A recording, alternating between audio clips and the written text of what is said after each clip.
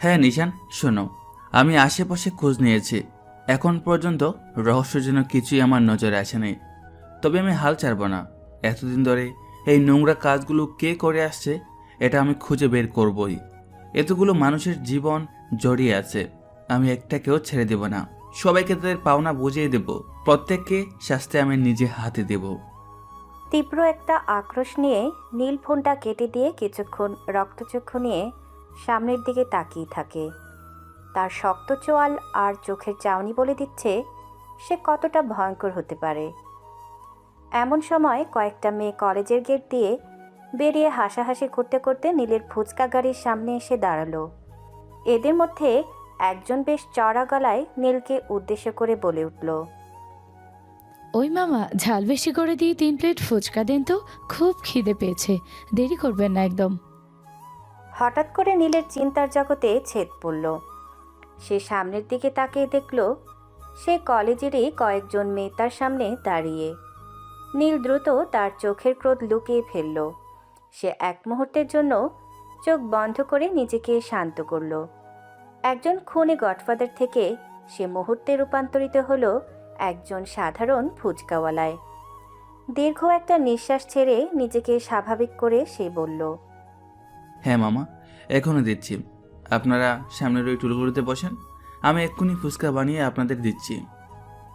মেয়েরা টলে গিয়ে বসা মাত্রই নীলের হাত চলতে শুরু করলো। কিন্তু তার মস্তিষ্ক এখন 3টে স্তরে কাজ করছে। প্রথমত, সে খুব নিপুণভাবে ফুচকার আলু মারছে, যেন কেউ বিন্দুমাত্র সন্দেহ না করে। দ্বিতীয়ত, তার তীক্ষ্ণ নজর রাস্তার ওপারে দাঁড়িয়ে থাকা একটা সন্দেহভাজন কালো রঙের মাইক্রোবাসের ওপর, যেটা গত 10 মিনিট ধরে ইঞ্জিন চালু করে দাঁড়িয়ে আছে। আর তৃতীয়ত, সে খুব মনোযোগ দিয়ে সামনে বসা মেয়েগুলোর কথা শোনার চেষ্টা করছে। জানিস, আজ নাকি কলেজের পেছনে সেই ড্রাগ ডিলারদের মিটিং হওয়ার কথা। ভয়ে কেউ ওদিক যাচ্ছে না। নীলের হাতের গতি 1 সেকেন্ডের জন্য স্থির হয়ে গেল, কিন্তু পরক্ষণেই সে আরও দ্রুত ফুচকা ভাঙতে শুরু করলো। সে বুঝতে পারল পরিস্থিতি যেদিকে যাচ্ছে তাকে খুব দ্রুত ব্যবস্থা নিতে হবে। সে আশেপাশে এমনভাবে নজর রাখছে যেন সে সাধারণ এক দোকানদার, কিন্তু আসলে সে শিকারিবাজের মতো অপরাধীদের মুভমেন্ট ট্র্যাক করছে। ঠিক সেই মুহূর্তে কলেজের গেট দিয়ে একটা কালো বাইক দ্রুতগতিতে বেরিয়ে গেল। নীল লক্ষ্য করল বাইকের পেছনের লোকটির কোমরে একটা রিভলভার গোজা। তার মানে খেলা শুরু হয়ে গেছে। এই মেয়েগুলোর সামনে এমন কিছু ঘটতে চলেছে যা ওরা কল্পনা করতে পারছে না।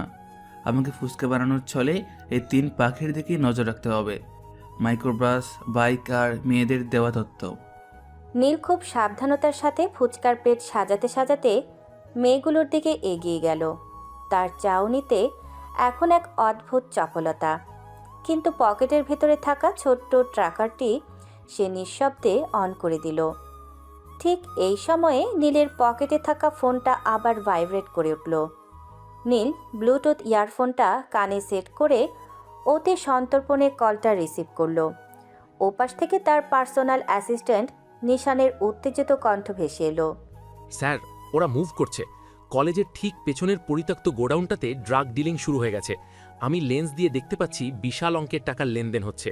আপনি বললে আমরা এখনই ওদের ওপর ঝাঁপিয়ে পড়তে পারি। আমাদের টিম পজিশন নিয়ে আছে, শুধু আপনার গ্রিন সিগন্যালের অপেক্ষা করছি স্যার।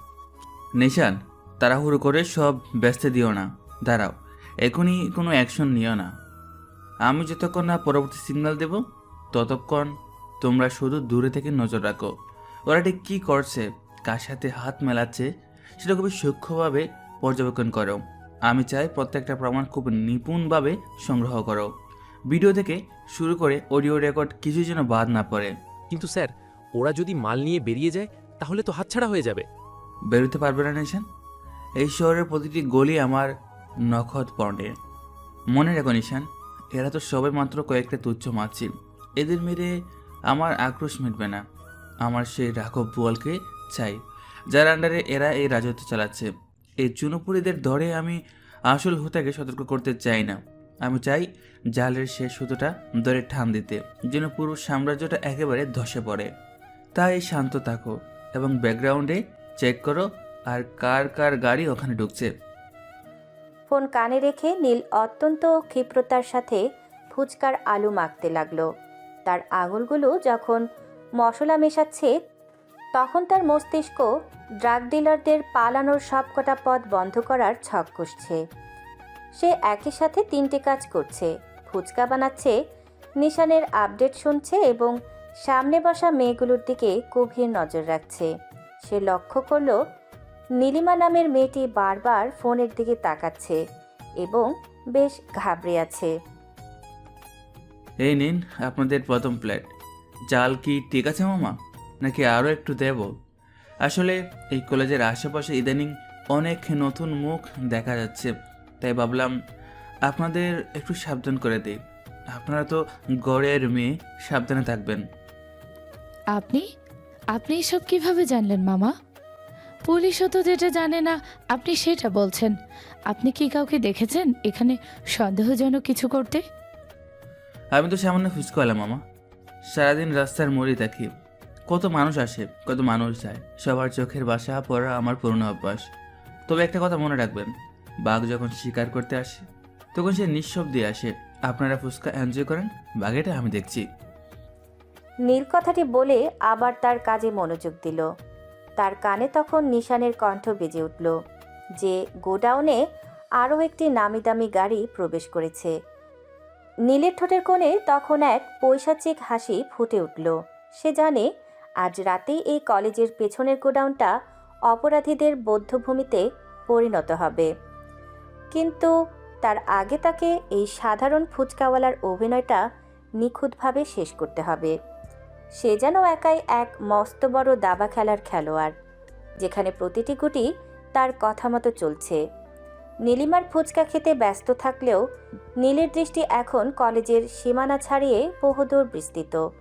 তার হাতের আঙুলগুলো যখন ফুচকার ভেতরে টক জল ভরছে তখন তার কান ব্লুটুথ ইয়ারফোনের মাধ্যমে তার নেটওয়ার্কের বিভিন্ন সদস্যদের থেকে আসা তথ্যে নিবদ্ধ।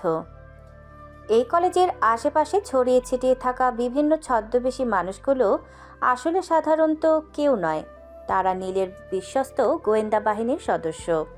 স্যার, কনফার্মড, গোডাউনের ভেতরে ওই কালো লাক্সারি গাড়িটা থেকে যে লোকটা নেমেছে সে আর কেউ নয়, শহরের কুখ্যাত ড্রাগ ডিলার জ্যাকার। কিন্তু অবাক করার মতো বিষয় হলো তাকে রিসিভ করতে ভেতর থেকে একজন লোক বেরিয়েছে যার গায়ে এই কলেজের সিকিউরিটি গার্ডের ইউনিফর্ম। তার মানে আমাদের সন্দেহ ঠিক ছিল স্যার, এই অপরাধের শিকড় কলেজের ভেতর পর্যন্ত গেড়েছে। আমি আগেই জানতাম কলেজের এই পবিত্র আঙ্গিনাকে যারা বিষাক্ত করছে তাদের আমি এমন এক শিক্ষা দেব যা ইতিহাসের পাতায় লেখা থাকবে। নিশান, কলেজের উত্তর দিকের গেটে যে বাদাম বিক্রেতা বসে আছে তাকে বলো তার জুড়িতে থাকা ক্যামেরাটা যেন গোডাউনের পেছনের দরজার দিকে ফোকাস করে। আমি দেখতে চাই ওই সিকিউরিটি গার্ড ছাড়া আর কে কে ভেতরের লোক। নীল ফুচকার প্লেট রিলিফ করতে করতে হঠাৎ লক্ষ্য করল দূরে একটি বাইক নিয়ে দুজন যুবক এসে নীলিমাদের দিকে খুব অশুভ দৃষ্টিতে তাকাচ্ছে। তাদের একজনের হাতে একটি ছোট প্যাকেট যা সে বারবার নীলিমাকেও দেখানোর চেষ্টা করছে। নীল বুঝতে পারল এরা ড্রাগ প্যাডলার যারা কলেজের সহজ সরল ছাত্রছাত্রীদের টার্গেট করে। নীল তার ইয়ারফোনে নতুন কমান্ড দিল। নিশান, কলেজের মেইন গেটের উল্টো দিকে যে রিক্সাওয়ালা ছদ্মবেশে দাঁড়িয়ে আছে তাকে বলো এখনই মুভ করতে। ওই যে বাইক নিয়ে দুজন ছেলে নীলিমাদের ডিস্টার্ব করার চেষ্টা করছে, ওদের বাইকের নাম্বার প্লেটটা স্ক্যান করে ডেটাবেস পাঠাতে বলো। আর শোনো, আশেপাশে আমাদের যত সদস্য ছড়িয়ে আছে কেউ যেন এখন সরাসরি কোনো ফাইট শুরু না করে।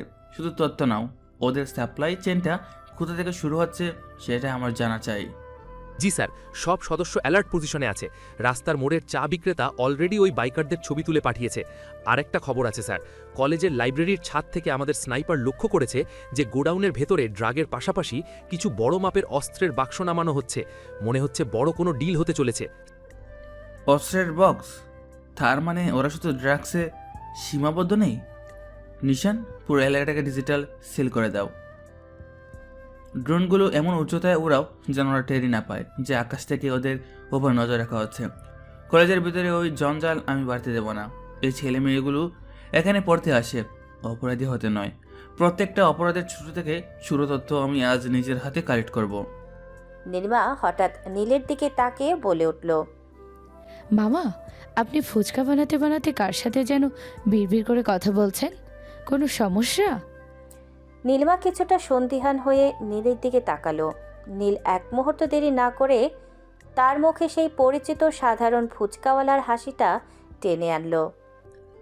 আরে না মামনি, আমি আসলে মনে মনে হিসেব মেলাচ্ছিলাম আজ কতটুকু আলু আর কতটুকু মশলা খরচ হলো সেই চিন্তা। আর একা একা কথা বলে আমার পুরনো অভ্যাস, বয়স হচ্ছে তো। আপনারা ফুচকাটা শেষ করেন, আপনাদের টকটা কি আর একটু বাড়িয়ে দেবো?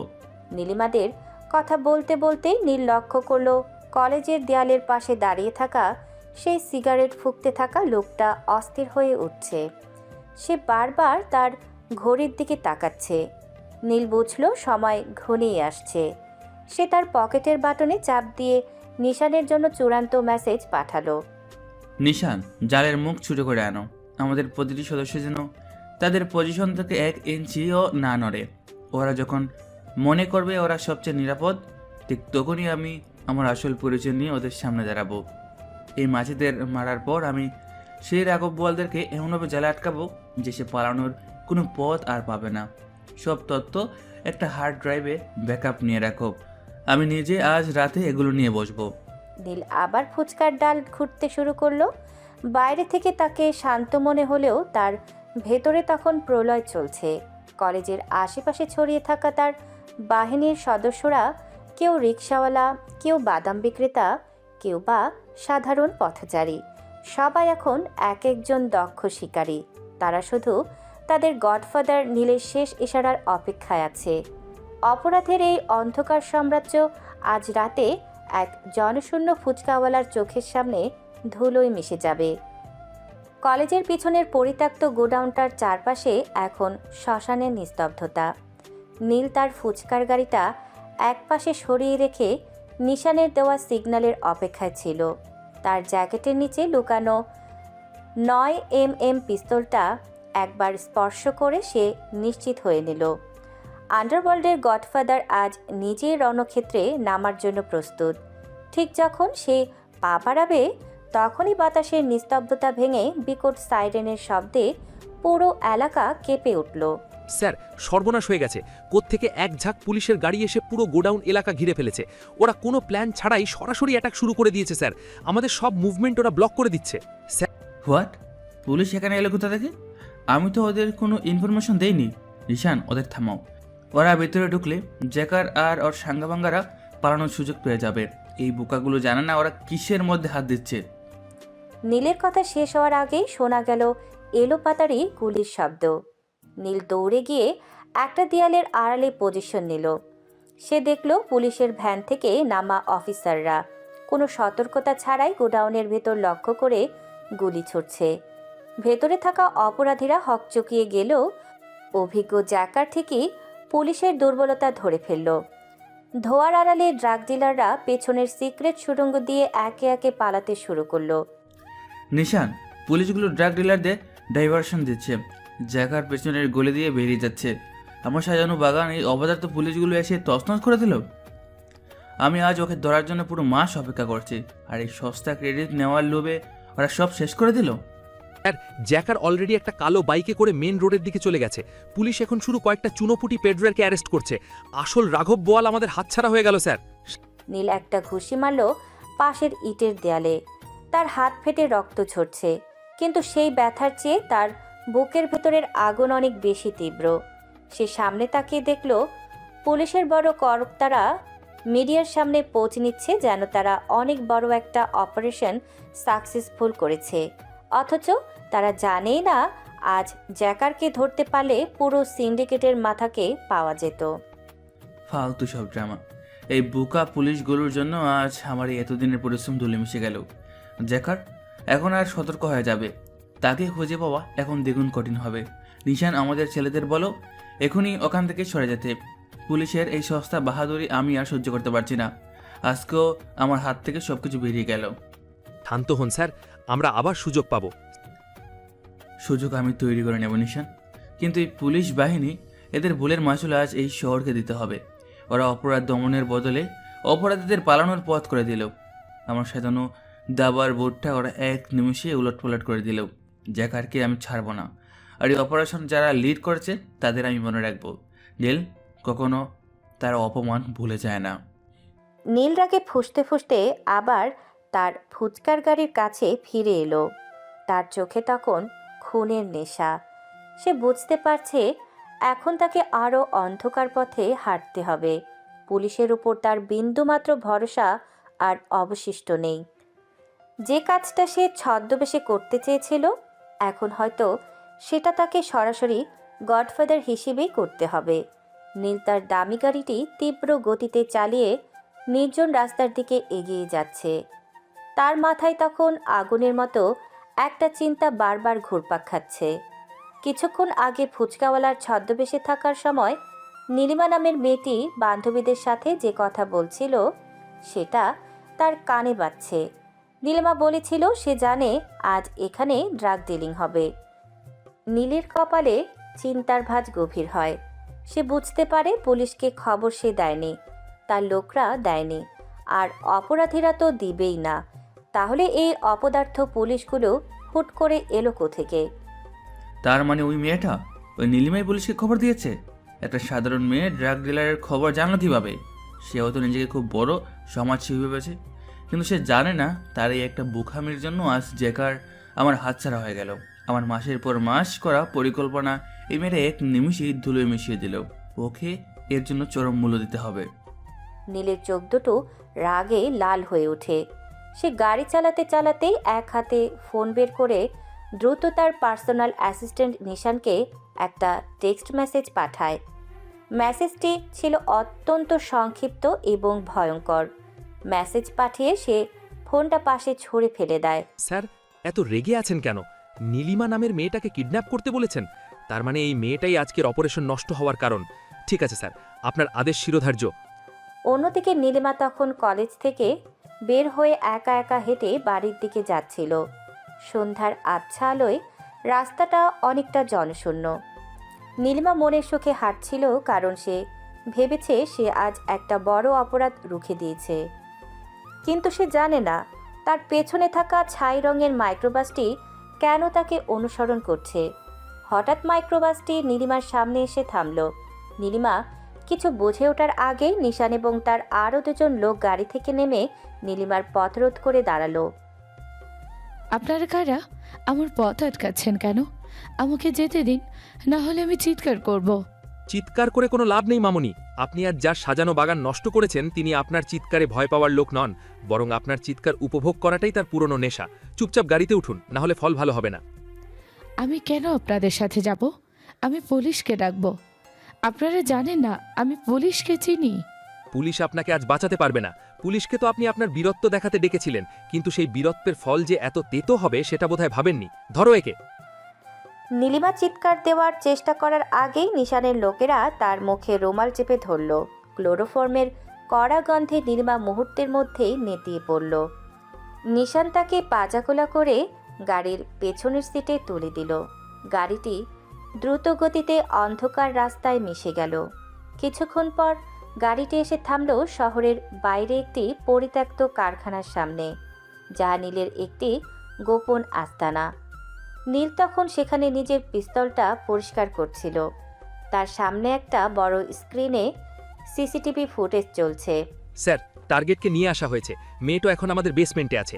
জ্ঞান ফিরলেই ওকে আপনার সামনে হাজির করা হবে। ওকে শিকল দিয়ে বেঁধে রাখুন নিশান। আমি চাই ও যখন চোখ খুলবে তখন যেন ওর সামনে এই শহরের সবচেয়ে বড় অন্ধকারটা দেখতে পায়। আমি ওর মুখ থেকে শুনতে চাই এই দৃশ্যটা ও পেলে কোথা থেকে। যে কাজে হাত দেওয়ার সাহস প্রশাসনের নেই সেখানে ও নাক গলাতে এলো কেন? নীল তার চেয়ার থেকে উঠে ধীর পায়ে বেসমেন্টের দিকে এগিয়ে যেতে লাগলো। তার প্রতিটি পদক্ষেপের শব্দে যেন এক একটা মৃত্যুর পরোয়ানা লুকিয়ে আছে। নীলিমা যখন আস্তে আস্তে চোখ মেলল, সে দেখল সে একটা অন্ধকার ঘর, লোহার চেয়ারে বাঁধা। তার সামনে শুধু একটা বাল্ব জ্বলছে, আর সেই আবছা আলোয় সে দেখতে পেল একজন মানুষকে, যার অবয়ব দেখে তার কলিজা শুকিয়ে এলো। সে বুঝতে পারল এ সেই ফুচকাওয়ালা নয়, এ সাক্ষাৎ মৃত্যুদূত। নীল তার সামনে গিয়ে দাঁড়ালো। ওপর থেকে পড়া টিমটিমে আলোয় নীলের অবয় ফুটে উঠতে নীলিমার চোখ ছানা বড়া হয়ে গেল। ফুচকাওয়ালা মামা, আপনি এখানে? আরে মামা দেখুন, আমাকে কিছু লোক ধরে এনেছে এখানে। আপনি কিভাবে এখানে এলেন? আপনাকেও কি ওরা ধরে এনেছে? মামা প্লিজ ওদের বলুন না আমাকে ছেড়ে দিতে, আমি খুব ভয় পাচ্ছি। নীলিমার মুখে ফুচকাওয়ালা মামা ডাক শুনে নীলের চোয়াল শক্ত হয়ে এলো। তার ভেতরে বইতে থাকা আগ্নেয়গিরি যেন এখনই ফেটে পড়বে। সে দাঁতে দাঁত চেপে নীলিমার দিকে কয়েক কদম এগিয়ে গেল। নীলিমার চোখে তখনও বিশ্বাস হচ্ছে না যে তার পরিচিত সহজ সরল ফুচকাওয়ালা এখানে এখন হিংস্র ভঙ্গিতে দাঁড়িয়ে থাকতে পারে। নীল হঠাৎ তার গায়ের জ্যাকেটটা ঝেড়ে পাশে থাকা একটা কাঠের চেয়ারে সজোরে লাথি মারল। বিকট শব্দে চেয়ারটা ভেঙে চুরমার হয়ে গেল। চুপ, একদম চুপ। আর একটা বারো যদি ওই ফুসকালা মামা শব্দটা তোর মুখ দিয়ে বের হয় তবে জ্যান্ত পুঁতে ফেলবো তোকে। আমি তোর মামা নই, আমি তোর জম। আজকে পুলিশকে তুই খবর দিয়েছিস তাই না? সত্যি করে বল, কেন করেছিস এটা? তুই ছাড়া কেউ জানতো না যে সেখানে ড্রাগ ডিলিং হবে। কোথা থেকে জেনেছিস এই খবর? আমি কিছু জানি না, বিশ্বাস করুন, আমি কাউকে কিছু বলিনি, আর পুলিশকেও আমি ফোন করিনি। এখানে ড্রাগ ডিলিং হবে এটা তো আমি আমার আপুর কাছ থেকে শুনেছি। আমি শুধু বান্ধবীদের সাথে গল্প করছিলাম মাত্র। আপনার আপু মানে? আপনার আপু এই খবর পেলে কোথা থেকে? পরিষ্কার করে বলেন, নাহলে আজ আপনার রেহাই নেই। আমার আপু সাংবাদিক আদিবা চৌধুরী। গতকাল রাতে আপু কার সাথে যেন ফোনে কথা বলছিল, আমি আড়াল থেকে শুনেছি। আপু বলছিল কলেজের পেছনে আজ বড় একটা ড্রাগ ডিলিং হবে। আপু বলছিল সে কোনো গোপন সূত্রে এই তথ্য পেয়েছে। আজ আপু নিজেও সেখানে ক্যামেরা নিয়ে যাওয়ার কথা ছিল। আমি শুধু আপুর কথাটাই বান্ধবীদের কাছে বলেছি, বিশ্বাস করুন। আদিবা চৌধুরীর নামটা শোনার সাথে সাথে নীলের ভ্রু কুঁচকে গেল। এই শহরে একরোখা আর সাহসী সাংবাদিক হিসেবে আদিবার নাম সে আগেও শুনেছে। নীল বুঝতে পারল তার নিজের গোপন অপারেশনের তথ্য ফাঁস হওয়ার পেছনে কোনো বড় চক্র কাজ করছে। আদিবা চৌধুরী? এই মেয়েটা তো সারাক্ষণ আন্ডারওয়ার্ল্ডের পেছনে হন্য হয়ে ঘুরে, কিন্তু সে এই খবর পেল কার কাছ থেকে নিছেন? জি স্যার, বলুন। আদিবা চৌধুরীর উপর নজরদারি বাড়াও। সে কার সাথে ফোনে কথা বলছিল এবং কার কাছ থেকে এই খবর পেয়েছে সেটা আমার 1 ঘন্টার মধ্যে জানা চাই। আর এই মেয়েটাকে আপাতত এই গড়ি তালাবদ্ধ করে রাখো। ওর আপু যদি সাংবাদিক হয় তবে ওকে দিয়ে আমাদের কাজ হতে পারে। প্লিজ আমাকে ছেড়ে দিন, আমার আপু জানলে অনেক সমস্যা হবে। আমি কাউকে কিচ্ছু বলবো না। তোর আপু যদি সত্যি সাংবাদিক হয় তবে সে অলরেডি তোর নিখোঁজ হওয়ার খবর পেয়ে গেছে। এখন দেখা যাক তার কলম বেশি শক্তিশালী নাকি আমার ক্ষমতা। ওকে আটকে রেখো নিশান। নীল ঘর থেকে বেরিয়ে গেল। তার মাথায় এখন নতুন ছক। আদিবা চৌধুরী যদি তথ্যের উৎস হয় তবে সেই উৎসের কাছে পৌঁছাতে নীলিমাই হতে পারে তার সবচেয়ে বড় টোপ। আন্ডারওয়ার্ল্ডের গডফাদার এখন এক নতুন খেলায় নামতে চলেছে। বোন নিখোঁজ হওয়ার খবর পেয়ে আদিবা চৌধুরী পাগলের মতো হয়ে গিয়েছিল, কিন্তু সে একজন পেশাদার ক্রাইম রিপোর্টার, তাই আবেগ সামলে সে তার সবকটি সোর্স কাজে লাগিয়ে ফেলে। শহরের প্রতিটি অলিগলি আর অন্ধকার জগতের খবর তার নখদর্পণে। নিজের সোর্সের মাধ্যমে অনেক কাঠখড় পুড়িয়ে সে জানতে পারে নীলিমাকে শহরের উপকণ্ঠে একটি পরিত্যক্ত পুরনো সমিলে আটকে রাখা হয়েছে। আদিবা আর 1 সেকেন্ড সময় নষ্ট না করে নিজের স্কুটার নিয়ে ঝড়ের গতিতে ছুটে আসে সেই আস্তানার সামনে। সেখানে কোনো প্রহরী নেই, গেটটা হাট করে খোলা। আদিবা বুক ভরা সাহস নিয়ে ভেতরে পা রাখে। নীলিমা, নীলিমা কোথায় আছিস তুই? সাহস থাকলে সামনে আয় কাপুরুষের দল, আমার বোনকে ছেড়ে দে। আদিবা ঘরের ভেতরে ঢুকতেই তার গলার আওয়াজ প্রতিধ্বনিত হয়ে ফিরে এলো। কারখানার ভেতরের পরিবেশটা অদ্ভুত রকম শান্ত। ঘরের ঠিক মাঝখানে একটি বড় রাজকীয় সোফা রাখা, যার উপরে বিশাল এক ঝাড়বাতি জ্বলছে, আর সেই সোফায় বেশ আয়েশ করে বসে আছে নীল। তার এক হাতে দামি সিগার, অন্য হাতে একটা পুরনো ডায়েরি। তাকে দেখে মনে হচ্ছে সে কোনো অপরাধী নয়, বরং কোনো প্রসাদের রাজা। আদিবাকে ঢুকতে দেখে নীল ঠোঁটের কোণে একটি বাঁকা হাসি ফুটিয়ে তুলল।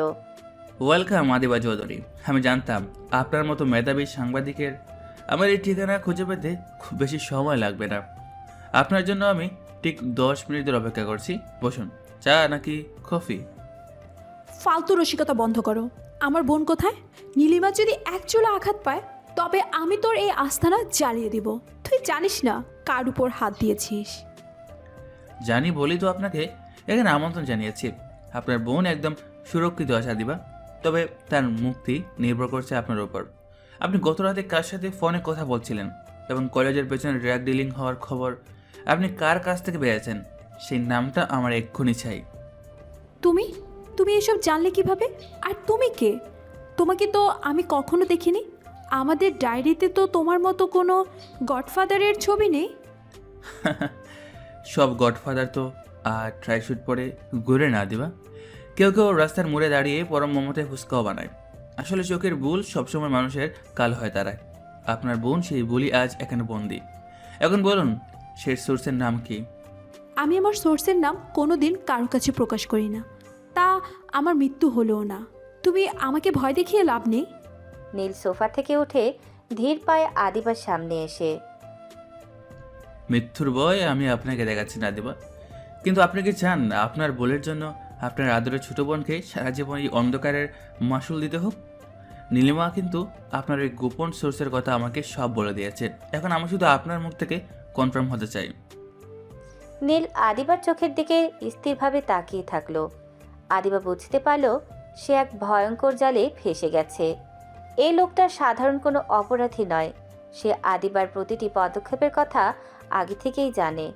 আদিবা বুঝতে পারল নীলিমার প্রাণের বিনিময়ে তাকে হয়তো এখন সেই চরম গোপন সত্যটা বলতে হবে, যা সে বছরের পর বছর ধরে লুকিয়ে রেখেছে।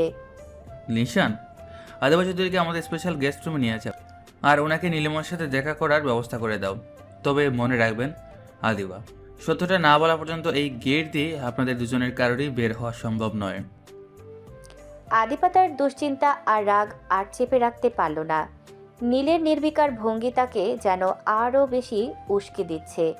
সে নীলের খুব কাছে এগিয়ে গিয়ে চিৎকার করে উঠল। তার চোখ দিয়ে তখন টলমল করে জল পড়ছে। কি শত্রুতা আপনার আমার সঙ্গে? কেন আমার নিষ্পাপ বোনটাকে এভাবে কষ্ট দিচ্ছেন? ও তো এই জগতে কিছুই জানে না। আপনার যদি কোনো হিসাব মেটানোর থাকে তবে আমার সাথে মেটান। আমি সাংবাদিক, আমি অনেকের মুখোশ খুলে দিয়েছি। শত্রুতা তো আপনার আমার সাথে হওয়ার কথা। আমাকে কষ্ট দেন, আমাকে আটকে রাখেন প্লিজ। আমার বোনকে ছেড়ে দিন। ওর বোনের কষ্ট আমি সহ্য করতে পারছি না। আদিবার এই আর্তনাদ শুনে নীল কিছুক্ষণ চুপ করে থাকলো। তার চেহারার সেই পৈশাচিক হাসিটা মুহূর্তেই মিলিয়ে গেল। সে হাতের সিগারটা অ্যাশট্রেতে পিষে নিভিয়ে ফেলল। এরপর সে খুব ধীর পায়ে আদিবার সামনে এসে দাঁড়ালো। নীলের চোখের মণিতে তখন এক অদ্ভুত বিষণ্ণতা আর শীতলতা। সে খুব নিচু আর করুণ গলায় কথা বলতে শুরু করলো। আপনার বোনের কষ্ট হচ্ছে? আপনার বোনের কষ্ট দেখে আপনার খুব মায়া হচ্ছে, তাই না? আপনার কাছে আপনার বোনের কষ্টই কষ্ট। আর কারো বোনের কষ্ট কি কষ্ট না? এই শহরের রাজপথে যখন বিচার না পেয়ে কোনো বোন দুঃখে কাঁদে কিংবা হারিয়ে যায়, তখন আপনার এই মায়া কোথায় থাকে আদিবা চৌধুরী? মনে রাখবেন, আপনার বোনের কষ্টই এই পৃথিবীতে একমাত্র কষ্ট না। নীলের কণ্ঠস্বরে এমন এক গভীর ক্ষত আর হাহাকার ছিল যে আদিবা মুহূর্তের জন্য স্তব্ধ হয়ে গেল। সে ঝানু সাংবাদিক, মানুষের গলার স্বর শুনে মনের অবস্থা বোঝা তার পেশা। নীলের এই কথাগুলোর পেছনে লুকিয়ে থাকা তীব্র যন্ত্রণা আদিবাকে ভেতর থেকে কাঁপিয়ে দিল। সে দেখতে পেল নীলের চোখে আগুনের বদলে এখন এক গভীর শূন্যতা। আদিবা নিজের অজান্তেই এক পা পিছিয়ে গেল। এই মানুষটার ভিতরে কি এমন কষ্ট লুকিয়ে আছে? কি এমন ঘটনা ছিল তার জীবনে যা তাকে একজন নির্দয় গডফাদার পরিণত করেছে? এই কণ্ঠের ব্যথা তো কোনো অভিনয় হতে পারে না। আমি কার সাথে লড়ছি? একজন অপরাধীর সাথে, নাকি এক ভাগ্যহত মানুষের সাথে যে নিজেই কোনো বোনের কষ্টের প্রতিশোধ নিতে এই পথে নেমেছে? আদিবা, আমি নীলিমাকে অকারণে কষ্ট দিতে চাই না, কিন্তু আপনি যে খবরটা আজ পুলিশকে দিয়ে পাইয়ে দিয়েছেন তাতে আমার কোনো ক্ষতি হয়নি। ক্ষতি হয়েছে সেই সব মানুষদের যারা জায়গার পতন হলে হয়তো নতুন করে বাঁচার স্বপ্ন দেখত। আপনি আপনার খবরের নেশায় আজ অনেক বড় একটা সুযোগ নষ্ট করে দিয়েছেন। আদিবা নীলের চোখের দিকে তাকিয়ে বুঝতে পারল এই মানুষটা যতটা না রাগ থেকে এসব করছে তার চেয়ে বেশি করছে ভেতরের কোনো এক না বলা যন্ত্রণার আগুন থেকে। নীলের বুকের ভেতর যে কত বড় গোপন ক্ষত জমা হয়ে আছে সেটা আদিবা এখন অনুভব করতে পারছে। সে বুঝল নীলকে বুঝতে হলে শুধু তার বর্তমান নয়, তার অতীতকেও ঘাঁটতে হবে। নিশান, আদিবাকেও নিয়ে যাও। আমি চাই সে নীলিমার সামনে বসে থাকুক আর দেখুক বোনের কষ্ট কাকে বলে। ততক্ষণে আদিবা চিন্তা করুক সত্যটা কি সে বলবে নাকি নিজের জেদ ধরে রাখবে।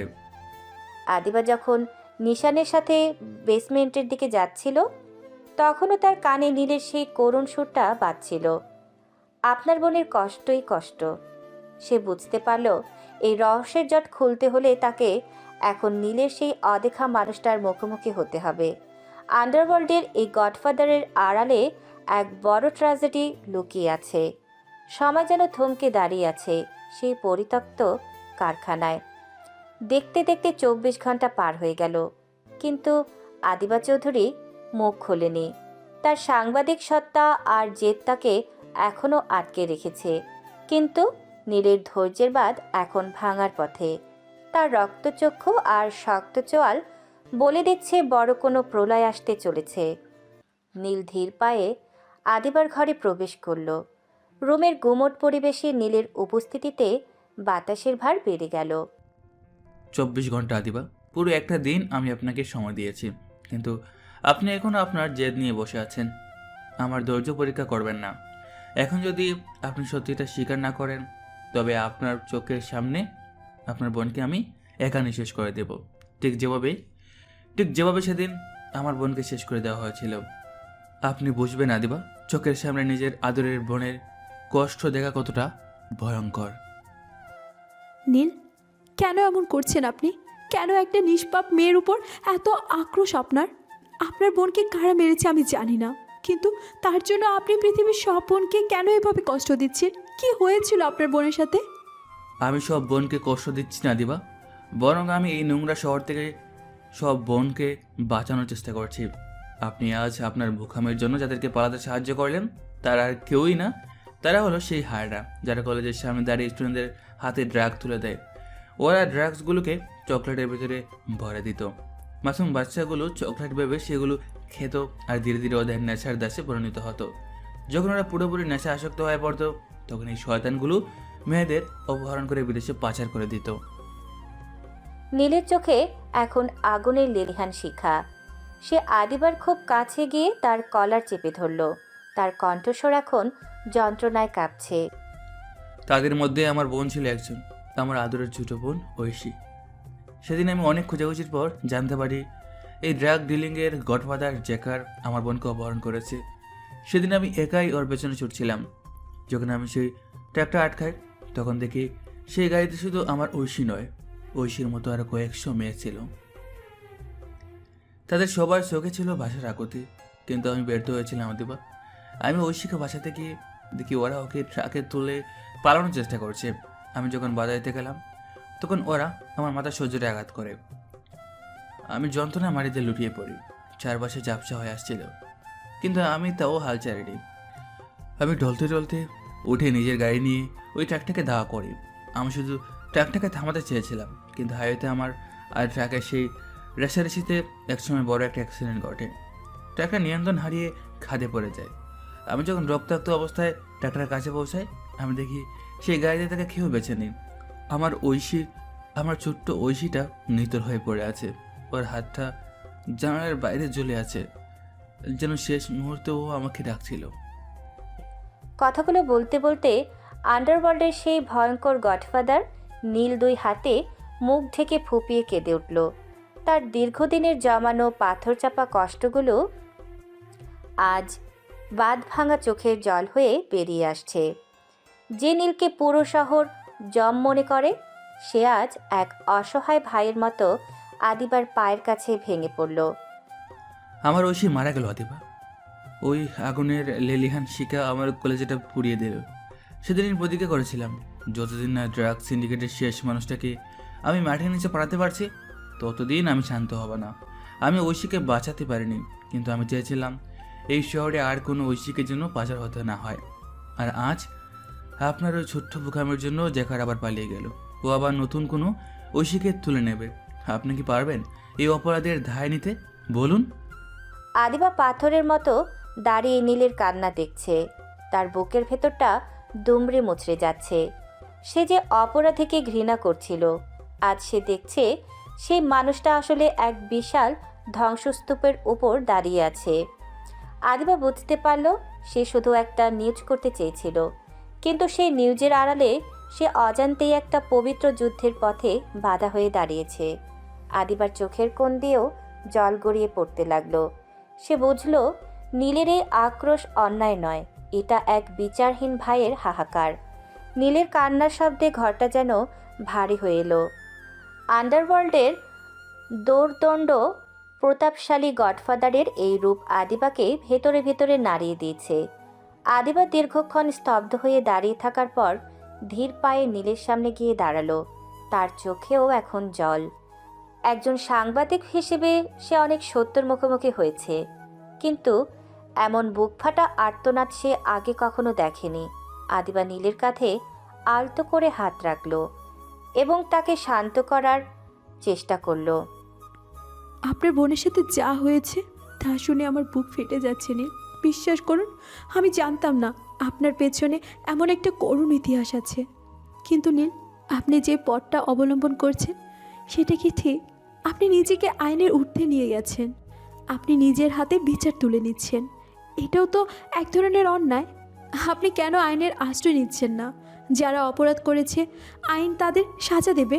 আপনি কেন এই অন্ধকার জগতে নিজেকে হারিয়ে ফেলছেন?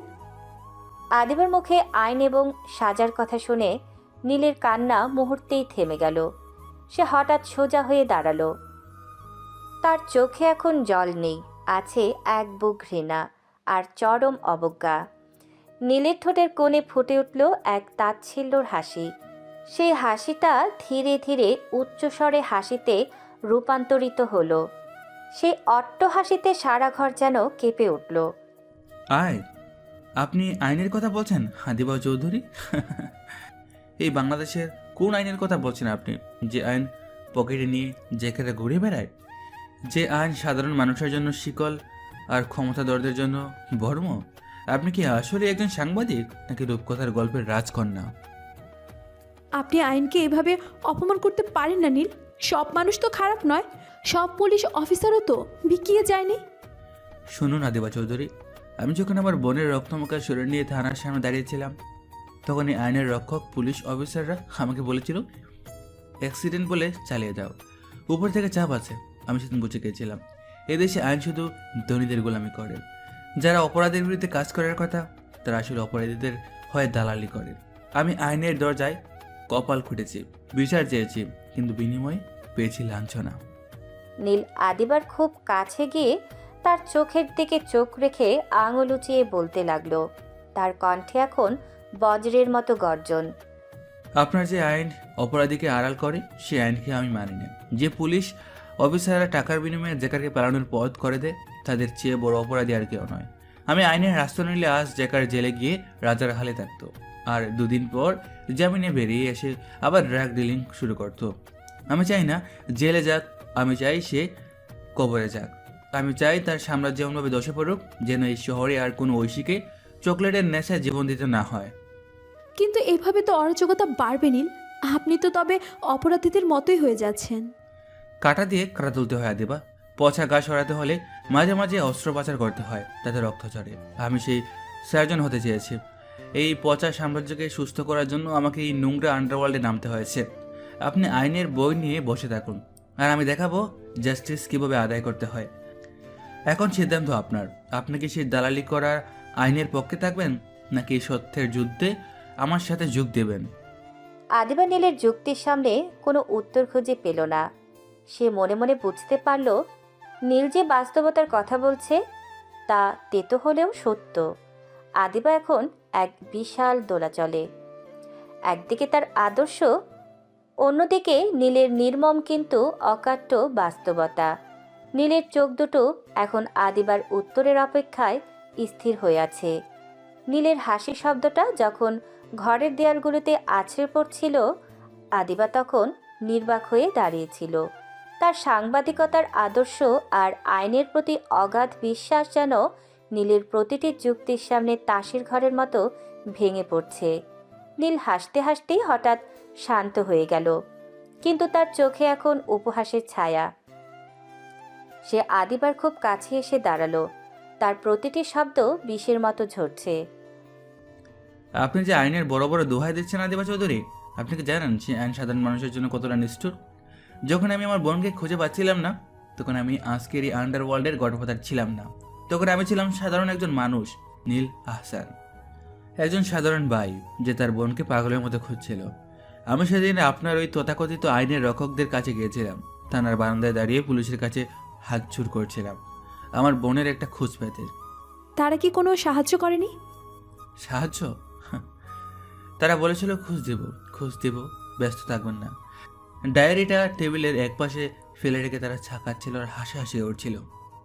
তখন আমি নিজের প্রাণ বাজি রেখে খোঁজ পেলাম যে আমার বোনকে ড্রাগ ডিলিংয়ের সিন্ডিকেটে ফেলে দেওয়া হয়েছে। আমি আবার দৌড়ে গিয়েছিলাম তাদের কাছে। আমি পুলিশের হাতে পায়ে ধরেছিলাম, চিৎকার করে বলেছিলাম, স্যার, ওরা ট্রাক ভর্তি করে মেয়েদের নিয়ে যাচ্ছে, আমার বোনকে বাঁচান। কিন্তু তারা আমার সাথে অমানবিক আচরণ করছিল, আমাকে ধাক্কা দিয়ে থানা থেকে বের করে দিয়েছিল। তারা বলেছিল আমি নাকি পাগল হয়ে গেছি। নীলের কণ্ঠ এখন কান্নায় আর রাগে রুদ্ধ হয়ে আসছে। সে আদিবার চোখের ওপর চোখ রেখে বলতে লাগলো, তারা কখনোই ড্রাগ ডিলিংয়ের বিরুদ্ধে কাজ করেনি আদিবা, কারণ চেকাররা তাদের পকেটে থাকে। যে ট্রাকটাকে আমি ধাওয়া করেছিলাম, সেই ট্রাকটার সামনে একটা পুলিশের জিপ পাহারা দিয়ে রাস্তা পরিষ্কার করে দিচ্ছিল। আপনি কি বুঝছেন আমি কি বলছি? আইন আর অপরাধী যখন এক বিছানার শোয়, তখন সাধারণ মানুষ বিচার পায় না। তাদের অবহেলার জন্য, তাদের এই বেইমানের জন্য আজকে আমি আমার বোনটাকে হারিয়েছি। আমার ফুলের মতো ছোট্ট নিষ্পাপ বোনটাকে ওরা এক নিমিষে পিষে দিল। নীল, আমি আমি জানতাম না সিস্টেমটা এতটা পচে গেছে। পৌঁছে যায়নি আদিবা, সিস্টেমটা শেষ হয়ে গেছে। যেদিন ঐশীকে আমি সাদা কাপড়ে জড়িয়ে বাড়িতে নিয়ে এসেছিলাম, সেদিন নীল আহসান মারা গিয়েছিল। সেদিন জন্ম নিয়েছিল এই গডফাদার নীল। আমি বুঝেছিলাম আইন দিয়ে এদের সাজা হবে না, এদের সাজা দিতে হলে ওদের রাজত্বে ঢুকে ওদের বুক ছিঁড়ে কলেজেটা বের করে আনতে হবে। এখন বলুন, আপনার ওই পচা আইন কি আমার বোনকে ফিরে দিতে পারবে? পারবে না। কিন্তু আমি পারবো জ্যাকারকে তার কৃতকর্মের নরক দেখাতে। আদিবা মাথা নিচু করে দাঁড়িয়ে থাকলো। তার দু চোখ দিয়ে অজান্তে জল গড়িয়ে পড়ছে। সে বুঝতে পারছে নীল যে ক্ষোভ থেকে এই অন্ধকার পথে নেমেছে, তার দায়ভার এই সমাজের সবার। যে বিচার নীল আহসান পায়নি, সেই বিচার পাওয়ার জন্যই আজ নীল গডফাদার সেজেছে। আদিবা দীর্ঘক্ষণ পর মাথা তুলে নীলের দিকে তাকালো। তার চোখে এখন নতুন এক দৃঢ়তা। আপনি ঠিক বলেছেন নীল, আমি হয়তো আদর্শের চশমা পরে বাস্তবতাকে অস্বীকার করেছিলাম। জ্যাকার শুধু আপনার বোনের ঘাতক নয়, সে এই সমাজের হাজারো বোনের শত্রু। আমি আপনাকে সাহায্য করব।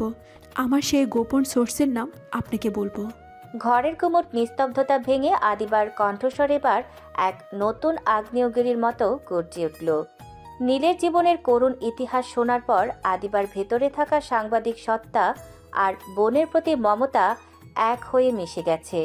সে বুঝতে পেরেছে কলম দিয়ে যুদ্ধের সময় এখন শেষ, এখন সময় রণক্ষেত্রে নামার। আদিবা নীলের দিকে কয়েক পা এগিয়ে গিয়ে তার চোখের দিকে স্থিরভাবে তাকালো। তার চোখে এখন আর ভয় নেই, আছে প্রতিশোধের আগুন। নীল, অনেক হয়েছে, আর নয়। এতক্ষণ আমি আদর্শ আর নিয়মের দোহাই দিচ্ছিলাম, কারণ আমি বাস্তবতা এই কুৎসিত রূপটা দেখিনি। কিন্তু আপনার বোনের সাথে যা হয়েছে, তারপর চুপ করে থাকাটা সব থেকে বড় অপরাধ। এবার আপনি আর একা নন। আমি আবিদা চৌধুরী আপনাকে কথা দিচ্ছি, জ্যাকারকে ধরার জন্য আর তাকে তার কৃতকর্মের চূড়ান্ত শাস্তি দেওয়ার জন্য আমি আপনার সাথে থাকব। আমি আপনাকে সব ধরনের সহযোগিতা করব। আপনি কি বুঝতে পারছেন আপনি কি বলছেন আদিবা? এই পথ থেকে ফিরে আসার কোনো সুযোগ নেই। একবার এখানে পা রাখলে আপনাকে হয়তো আপনার পেশা, আপনার সম্মান সব বাজি রাখতে হবে। যে সম্মান অপরাধীদের বাঁচাতে সাহায্য করে, সেই সম্মানে আমার কোনো দরকার নেই নীল। আমি এই মরে যাওয়া সিস্টেমটাকে চোখে আঙ্গুল দিয়ে দেখিয়ে দিতে চাই। সাধারণ মানুষের যখন দেয়ালে পিঠ থেকে যায়, তখন তারা চাইলেই কি না কি করতে পারে। আমি চাই আমার সাংবাদিকতার নেটওয়ার্ক আর আপনার শক্তি এক হয়ে এই পচা সমাজটার মুখোশ খুলে দিক। জ্যাকার মনে করেছে সে ধরাছোঁয়ার বাহিরে, কিন্তু সে জানে না এখন তার জম আর তার সাক্ষী হাত মিলিয়েছে। আদিবার এই রূপান্তর দেখে নীলের চোখের কোণে এক চিলতে স্বস্তির ছায়া ফুটে উঠল। সে বুঝতে পারল এতদিনের লড়াইয়ে সে হয়তো একজন যোগ্য সঙ্গী খুঁজে পেয়েছে। আদিবা তার ফোনটা বের করে একটি ফাইল ওপেন করলো। নীল, আমি আমার সোর্সের নাম আপনাকে বলছি। আসলে কোনো মানুষ নয়, আসলে আমার সোর্স হলো জ্যাকারের খুব কাছের একজন আইটি বিশেষজ্ঞ, যে জ্যাকারের সব ট্রানজ্যাকশন আর লোকেশন ট্র্যাক করে। সে জ্যাকারকে খুবই অপছন্দ করে, কারণ জ্যাকার তার ছোট ভাইকে ড্রাগসের নেশায় ডুবিয়ে মেরে ফেলেছে। সে আমাকে সব ইনফরমেশন গোপনে পাচার করে, কিন্তু তার একটা শর্ত ছিল, পুলিশ যেন জ্যাকারকে না ধরে, কারণ সে জানে পুলিশ জ্যাকারকে ছেড়ে দেবে। সে চাইতো জ্যাকারকে যেন জনসম্মুখে বিচার করা হয়। তার মানে আমাদের কাছে জ্যাকারের প্রতিটি মুহূর্তের আপডেট আছে। হ্যাঁ, আছে। আর এখন আমি আপনাকে সেই সব ডাটা দেব, যা দিয়ে আপনি জ্যাকারের পালনের সব পথ বন্ধ করতে পারবেন। আমরা শুধু জ্যাকারকে মারব না নীল, আমরা তাকে এমনভাবে জনসম্মুখে আনবো যেন পুলিশও তাকে বাঁচানোর সাহস না পায়। আমি এই শহরের প্রতিটি ক্যামেরার সামনে ওর পাপগুলো তুলে ধরবো। নীল আর আদিবা যখন ষড়যন্ত্রের জাল বুনছিল, তখন বাইরে ঝড়ো হাওয়া বইতে শুরু করেছে।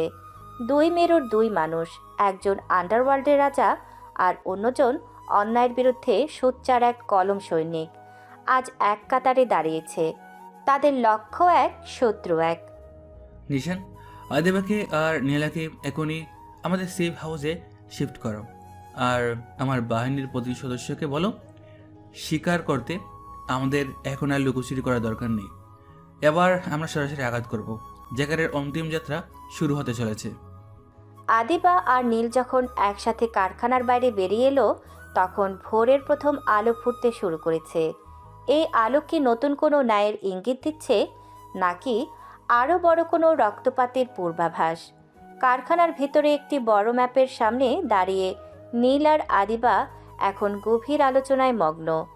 ঘরের এক পাশে নীলিমার জন্য আরামদায়ক থাকার ব্যবস্থা করা হয়েছে, কারণ নীল এখন আর তাকে বন্দি মনে করছে না। আদিবা তার ল্যাপটপ খুলে একের পর এক ডেটা নীলের সামনে উপস্থাপন করছে। কিভাবে জ্যাকারের ড্রাগ সাপ্লাই চেন কাজ করে, কোথায় তার অস্ত্রাগার, আর কোন কোন রুট দিয়ে সে সীমান্ত পার হওয়ার চেষ্টা করে, সব এখন নীলের হাতের নাগালে।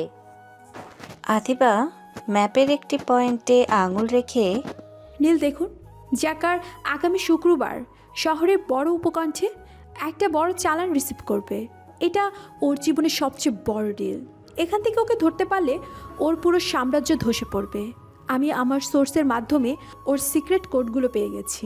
কিন্তু জ্যাকার খুব ধূর্ত, জানে পুলিশ ওর পকেটে থাকলেও আমার মতো কেউ তাকে তাড়া করছে।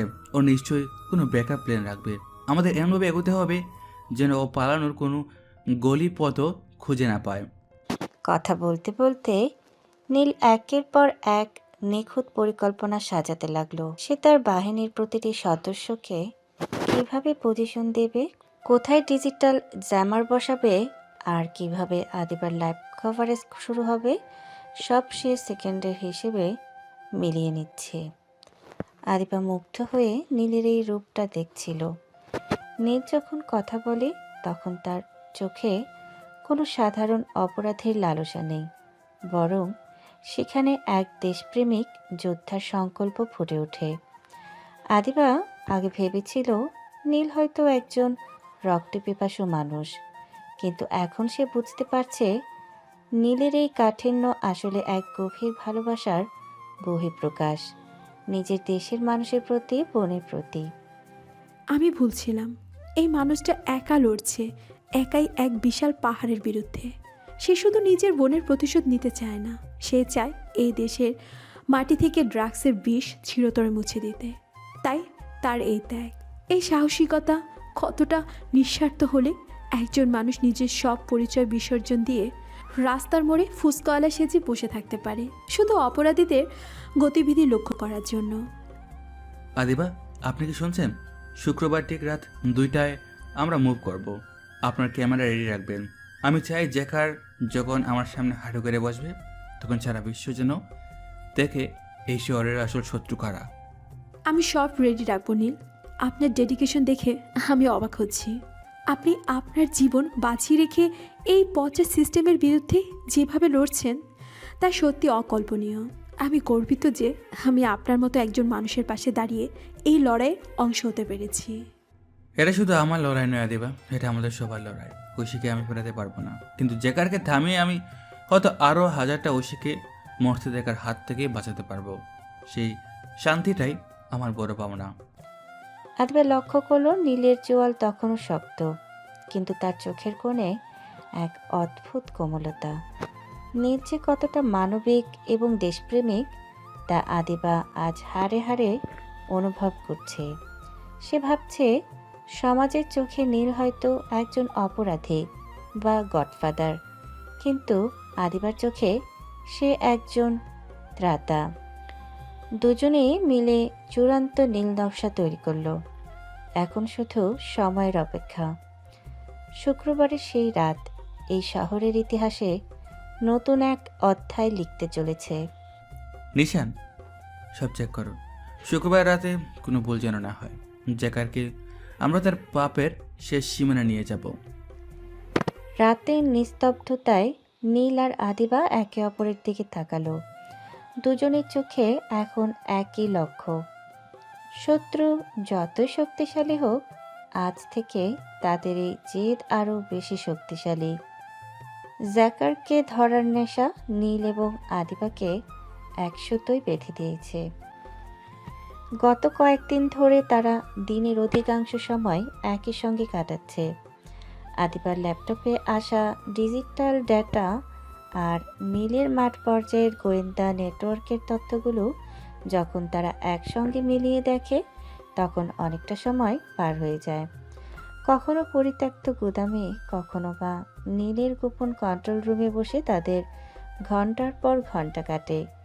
এই দীর্ঘ সময়ে জ্যাকার কোথায় যাচ্ছে, কার সঙ্গে দেখা করছে এবং কখন তাকে নিঃশব্দে আক্রমণ করা যায়, এই ছক কষতে কষতে তারা দুজনে অজান্তে একে অপরের খুব কাছাকাছি চলে আসে। আদিবা দেখুন, জ্যাকার আজ রাত 11টায় এই রিসোর্টের পেছনের গেট দিয়ে বের হবে। ওখানে আমাদের টিম পজিশনে নেবে। আপনি কি নিশ্চিত আপনার সোর্স সঠিক তথ্য দিচ্ছে? হ্যাঁ নীল, আমি নিশ্চিত। এই দেখুন, ওর ফোনের সিগন্যাল এখন এই এলাকাতে স্থির হয়ে আছে। তবে জ্যাকার খুব দ্রুত। আমাদের মুভমেন্টে সামান্য ভুল হলে ও আবার আড়ালে চলে যাবে। কথাটি বলতে বলতে আদিবা হঠাৎ খেয়াল করলো সে নীলের কতটা কাছে দাঁড়িয়ে আছে। নীলের বলিষ্ঠ কাঁধ আর তার গভীর কণ্ঠস্বর আদিবাকে এক মুহূর্তের জন্য অন্যমনস্ক করে দিল। সে যখন মাথা তুলে নীলের দিকে তাকালো, দেখল নীলও স্থির দৃষ্টিতে তার দিকে তাকিয়ে আছে। নীল দেখল আদিবার অবিন্যস্ত চুলগুলো তার কপালে এসে পড়ছে, আর তার চোখে এক অদ্ভুত মায়া। চারদিকের যুদ্ধের উত্তেজনার মাঝেও সেখানে কয়েক সেকেন্ডের জন্য এক নিথর নিস্তব্ধতা নেমে এলো। আপনার চোখে অনেক ক্লান্তি আদিবা। গত 2 দিন আপনি ঠিকমতো ঘুমাননি। চাইলে কিছুক্ষণ বিশ্রাম নিতে পারেন। না নীল, আমি ঠিক আছি। জ্যাকারকে না ধরা পর্যন্ত আমার চোখে ঘুম আসবে না। আপনিও তো ঘুমাননি। আপনার চোখের লাল ভাবটা বলে দিচ্ছে আপনি কতটা চাপে আছেন। আদিবার এই সামান্য যত্নটুকু নীলের হৃদয়ের এক কোণে গিয়ে আঘাত করল। আন্ডারওয়ার্ল্ডের এই কঠোর গডফাদার যে গত কয়েক বছর আবেগ বলতে শুধু আক্রোশকে চিনেছে, সে আজ নিজের ভেতর এক অজানা অস্থিরতা অনুভব করছে। আদিবার হাতের আঙুল যখন ল্যাপটপ সরাতে গিয়ে ভুলে নীলের হাতের উপর পড়ল, তখন দুজনেই এক তীব্র বৈদ্যুতিক শিহরণ অনুভব করল। মুহূর্তেই আদিবা হাতটা সরিয়ে নিল এবং নীলও দ্রুত ম্যাপের দিকে নজর ফেরালো। তারা দুজনেই অনুভব করতে পারল তাদের মধ্যে এক অদৃশ্য অনুভূতির দেয়াল তৈরি হচ্ছে, কিন্তু কেউ সেটা প্রকাশ করলো না। নীল জানে তার জীবনটা কাটা ভরা, আর আদিবা জানে এখন প্রেমের চেয়ে মিশনটা বড়। তারা দুজনেই সেই অব্যক্ত অনুভূতিটাকে মনের গহীনের কোণে সযত্নে চেপে রাখল। লিসেনকে বলো সব গান লোড করে রাখতে, আজ রাতে কোনো দয়া দেখানো হবে না। আমি ব্যাকআপ টিমকে অ্যালার্ট করে দিচ্ছি নীল। আজকের রাতটা আমাদের জীবনের সবচেয়ে গুরুত্বপূর্ণ রাত। তারা আবার কাজে ডুবে গেল, কিন্তু দুজনের অবচেতন মন একে অপরকে বারবার অনুভব করছিল। সেই না বলা কথাগুলো বাতাসে ভাসতে থাকলো, কিন্তু শব্দের রূপ নিল না।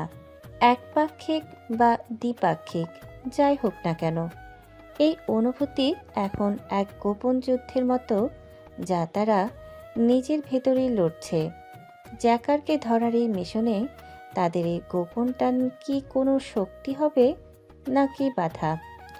শুক্রবারের সেই কাঙ্ক্ষিত রাত, চারদিকে ঘুটঘুটে অন্ধকার। চেক করে নিচ্ছে আর নিশানকে চূড়ান্ত নির্দেশ দিচ্ছে। জ্যাকারকে ধরার জন্য তারা যখন তাদের নিখুঁত প্ল্যানটি এক্সিকিউট করতে যাবে, ঠিক তখনই আদিবা নীলের সামনে এসে দাঁড়ালো। আদিবার চোখে এক অদ্ভুত সংকল্প। সে জানে জ্যাকার কতটা ধূর্ত, তাই সে তার শেষ তরুপের তাসটি ব্যবহার করতে চায়। নীল, আমি অনেক ভেবে দেখেছি জ্যাকার যে পরিমাণে মেয়েবাজি করে এবং মেয়েদের প্রতি তার যে এই অদম্য নেশা আছে, সেটাই আমাদের কাজে লাগানো উচিত। সে মেয়েদের প্রতি খুব সহজে আকৃষ্ট হয়, তাই আমি চাচ্ছিলাম কি আমি তাকে একটা টোপ দেব। আমি ছদ্মবেশে তার সামনে যাব, আর ও যখন আমাকে ধরার জন্য এগোবে, ঠিক তখনই আপনারা চারপাশ থেকে ওকে ঘিরে ফেলবেন। এতে কাজটা অনেক সহজ হয়ে যাবে। আদিবার মুখ থেকে এই প্রস্তাব শোনার সাথে সাথে নীলের চোয়াল শক্ত হয়ে গেল। তার চোখের মণিতে এক তীব্র আগুনের ঝিলিক দেখা দিল। নীল আদিবার দিকে এক পা এগিয়ে গেল। তার শরীরের প্রতিটি পেশি তখন রাগে কাঁপছে। আদিবার এই ঝুঁকি নেওয়ার কথা শুনে তার মাথার রাগে গরম হয়ে উঠল। আদিবা, খবরদার, একদম না। নিজেকে কোনো সময় বিপদের মধ্যে ফেলার চিন্তাও করবেন না। আপনি কি জানেন জ্যাকার কতটা নীচ আর জানোয়ার? ওর সামনে চুপ হওয়ার মানে হলো বাঘের মুখে নিজের গাড় পেতে দেওয়া। আমি জ্যাকারকে মারতে চাই, কিন্তু তার বিনিময়ে আপনাকে ঝুঁকির মুখে ফেলতে পারবো না। কিন্তু নীল, আপনি বুঝতে পারছেন না, জ্যাকার যখনই কোনো সুন্দরী মেয়েকে দেখে, সে তার সব সতর্কতা ভুলে যায়। এটাই ওকে ধরার সবচেয়ে দ্রুততর উপায়। আমার কিচ্ছু হবে না, আমি জানি। আপনি আশেপাশে থাকবেন। আমি কোনো কথা শুনতে চাই না দিবা। আপনার সাংবাদিকতার বুদ্ধি ল্যাপটপে আর তথ্যের মধ্যে সীমাবদ্ধ রাখুন। ময়দানে কি হয় সেটা আমি ভালো জানি। ঐশীকে হারিয়ে আমি একবার পুড়েছি, আপনাকে হারিয়ে আমি দ্বিতীয়বার চাই হতে পারবো না। এই মিশনের প্ল্যান যেভাবে হয়েছে সেভাবেই হবে। আপনি আমাদের ব্যাকআপ টিমের সাথেই থাকবেন, কোনো কিন্তু চলবে না। নীলের গলার স্বরে এমন এক কর্তৃত্ব আর প্রচ্ছন্ন অধিকার ছিল যে আদিবা আর কথা বাড়াতে পারল না। সে দেখল নীলের চোখে রাগের চেয়েও বেশি ছিল আদিবাকে হারিয়ে ফেলার এক গভীর আতঙ্ক। যদিও নীল তার অনুভূতির কথা কখনো মুখ ফুটে বলেনি, কিন্তু তার এই তীব্র শাসনই বলে দিচ্ছিল আদিবা এখন তার জীবনের কতটা জায়গা দখল করে নিয়েছে। আদিবা মাথা নিচু করে নীলকে শান্ত হতে বলল। নিশান, আদিবাকে সেফ জোনে নিয়ে যাও। জ্যাকার যদি টের পায় যে আমাদের সাথে কোনো সাধারণ মেয়ে আছে, তবে ওকে ঢাল হিসেবে ব্যবহার করবে। আমি সেই ঝুঁকি নিতে পারবো না। আদিবা যখন পেছনের দিকে সরে যাচ্ছিল, সে বুঝতে পারল নীল তাকে কতটা আগলে রাখতে চায়। আন্ডারওয়ার্ল্ডের এই গডফাদার আজ এক ঢাল হয়ে আদিবাকে আড়াল করছে। এদিকে সময় ফুরিয়ে আসছে। জ্যাকার তার নির্দিষ্ট ডারার দিকে এগোচ্ছে। নীল তার কানের টুপিটা মাথায় দিয়ে 9mm পিস্তলটা কোমরে গুজে নিল। আজ রাতে হয় জ্যাকার থাকবে, না হয় নীল। নীল যখন তার বাহিনীর সদস্যদের নিয়ে পজিশন ঠিক করছিল, আদিবা তখন আড়ালে দাঁড়িয়ে নিজের তার যুক্তির লড়াই লড়ছিল। সে জানে নীল তাকে কতটা আগলে রাখতে চায়, কিন্তু সে এটাও জানে যে জ্যাকারকে ধরার এই সুযোগ হাতছাড়া হলে নীল নিজেকে কোনোদিন ক্ষমা করতে পারবে না। আদিবা নিজের ব্যাগে থাকা একটা হালকা ওড়না মাথায় জড়িয়ে নিল এবং নিজের পোশাকটা কিছুটা আলুথালু করে। নীল যেন দূর থেকে তাকে এক অসহায় পথচারী মনে হয়। নীল যখন অন্য এক সদস্যকে নির্দেশ দিতে ব্যস্ত, ঠিক সেই সুযোগে আদিবা নিঃশব্দে সেফ জোনে থেকে বেরিয়ে অন্ধকারের বুক চিরে সামনের দিকে এগোতে শুরু করলো। নীল, আমি জানি আপনি আমাকে নিয়ে ভয় পাচ্ছেন, কিন্তু জ্যাকারকে জ্যান্ত ধরার জন্য এই ঝুঁকিটা আমাদেরকে নিতেই হবে। আপনার বড় ঐশীর জন্য আর আমার এই পচে যাওয়া সিস্টেমের জন্য এইটুকু বিপদ আমি হাসি মুখে মেনে নেব। কিছুক্ষণ পর নীল বাইনোকুলার দিয়ে সামনের রাস্তাটা পর্যবেক্ষণ করার সময় হঠাৎ তার রক্ত হিম হয়ে গেল। সে দেখল বৃষ্টির আবছা আলোয় একটা মেয়ে ধীর পায়ে ঠিক সেই পয়েন্টের দিকে এগুচ্ছে যেখানে জ্যাকার তার গাড়ি থামানোর কথা। নীল জুম করে দেখল সেই চেনা অবয়ব আদিবা। নীলের মাথার রাগে আর আতঙ্কে ফেটে পড়ার উপক্রম হলো। সে তার হাতের বাইনোকুলারটা সজোরে মাটিতে ছুঁড়ে মারতে গিয়েও নিজেকে নিয়ন্ত্রণ করলো। এই মেয়েটা পাগল হয়ে গেছে। নিশা, দেখছো কি করছে? আমার কথা অমান্য করে একদম মৃত্যুর মুখে পা দিচ্ছে। আমি ওকে বারণ করেছিলাম, কিন্তু ওর জেদের সামনে আমার সব সতর্কতা হার মেনে গেল। স্যার, আদিবা ম্যাডাম তো একদম মেন রোডের মাঝখানে চলে গেছেন। জ্যাকার ওর গাড়ি নিয়ে ওখান দিয়েই আসবে। এখন ওনাকে ফিরিয়ে আনা মানেই হলো আমাদের উপস্থিতি ফাঁস করে দেওয়া। জ্যাকার টের পেয়ে যাবে যে আমরা এখানে ওত পেতে আছি। আমি জানি নিশান, আমি এখন কিছু করতে পারছি না। আমার হাত পার জন্য এই মুহূর্তে অদৃশ্য শিকলে বাঁধা। ও এতটাই এগিয়ে গেছে যে এখন ওকে ডাকতে যাওয়া মানেই পুরো অপারেশনটা ধ্বংস করে দেওয়া। এই মেয়েটা কেন একটা কথাও শুনে না, কেন বারবার নিজেকে এমন ডেঞ্জার জন্য ফেলছে। ওকে যদি জ্যাকার একবার গাড়িতে তুলে নেয়, তবে ওকে জ্যান্ত ফিরিয়ে আনা আমার জন্য অসম্ভব হয়ে যাবে। নীল এখন এক চরম যন্ত্রণার মধ্যে দিয়ে যাচ্ছে। একদিকে তার দীর্ঘদিনের লালিত প্রতিশোধ, অন্যদিকে আদিবার জীবন। সে পাথরের মতো দাঁড়িয়ে দেখল আদিবা রাস্তার ল্যাম্পপোস্টের নিচে দাঁড়িয়ে এদিক ওদিক তাকাচ্ছে, যেন সে কারোর সাহায্যের অপেক্ষা করছে। ঠিক তখনই দূর থেকে হেডলাইটের তীব্র আলো দেখা গেল। একটা কালো রঙের ডামি এইচটি তীব্র গতিতে আদিবার দিকে এগিয়ে আসছে। নীল বুঝতে পারল এটা জ্যাকার। আদিবা, আপনি যদি আজ সুস্থভাবে ফিরে আসেন, তবে আপনার এই জেদের হিসাব আমি কড়ায় ঘণ্টায় বুঝিয়ে দেব। কিন্তু এখন আমাকে শুধু আপনার ছায়া হয়ে থাকতে হবে, গডফাদার হিসাবে নয়, একজন রক্ষক হিসাবে। জ্যাকারের গাড়িটা আদিবার ঠিক সামনে এসে কষে ব্রেক করলো। গাড়ির জানালা ধীরে ধীরে নামতে শুরু করলো। নীল তার স্নাইপার রাইফেলটা তাক করলো জ্যাকারের গাড়ির টায়ারের দিকে। তার আঙুল ট্রিগারে কাঁপছে না ঠিকই, কিন্তু তার হৃৎপিণ্ডটা এখন আদিবার জন্য তীব্রভাবে ধকধক করছে। এই ভয়ঙ্কর দাবা খেলায় আদিবা এখন নিজেকে সবচাইতে বড় খুঁটি হিসেবে সাজিয়ে দিয়েছে, যার রাজা স্বয়ং আন্ডারওয়ার্ল্ডের গডফাদার নীল। বৃষ্টির ঝাপটায় চারপাশ আবছা হয়ে এলো। নীলের তীক্ষ্ণ নজর শুধু আদিবার দিকে স্থির হয়ে আছে। জ্যাকারের কালো এইচটি গাড়িটা রাস্তার ধারে থামল। গাড়ির ভেতর থেকে জ্যাকার বেরিয়ে এলো। তার পরনে দামি সিল্কের শার্ট আর গলায় মোটা সোনার চেন। সে খুব ধীর পায়ে আদিবার দিকে এগিয়ে যাচ্ছে। দূর থেকে দেখা যাচ্ছিল জ্যাকারের সেই বীভৎস লোলুপ দৃষ্টি, যা দিয়ে সে আদিবাকে আপদমস্তক খুঁটিয়ে দেখছে। আন্ডারওয়ার্ল্ডের এই নরক পিশাচের চোখে এখন শিকার ধরার আনন্দ।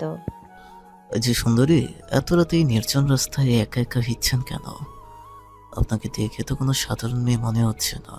আপনি কোথায় যাচ্ছেন? আপনাকে কি কোনোভাবে আমি সাহায্য করতে পারি? আমার গাড়িটা কিন্তু খুব আরামদায়ক, চাইলে আপনাকে গন্তব্যে পৌঁছে দিতে পারি।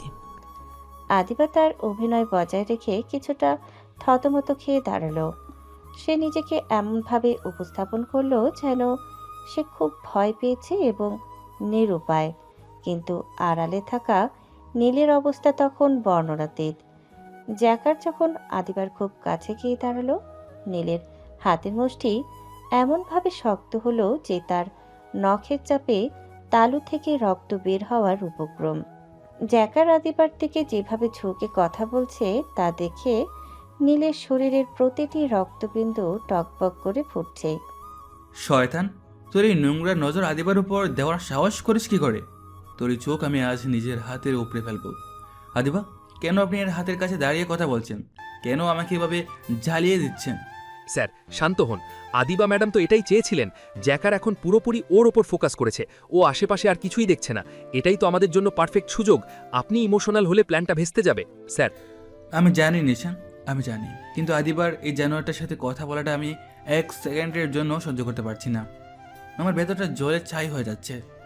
ঐশিক হারানোর পর এই প্রথম কোনো মানুষের জন্য আমার বুকটা এভাবে ফেটে যাচ্ছে। কিন্তু আমাকে এখন পাত্রের মতো শান্ত থাকতে হবে। শুধু একটা সিগন্যাল, যেকারকে আমি এমন শিক্ষা দেব যে নরকও দেখেনি।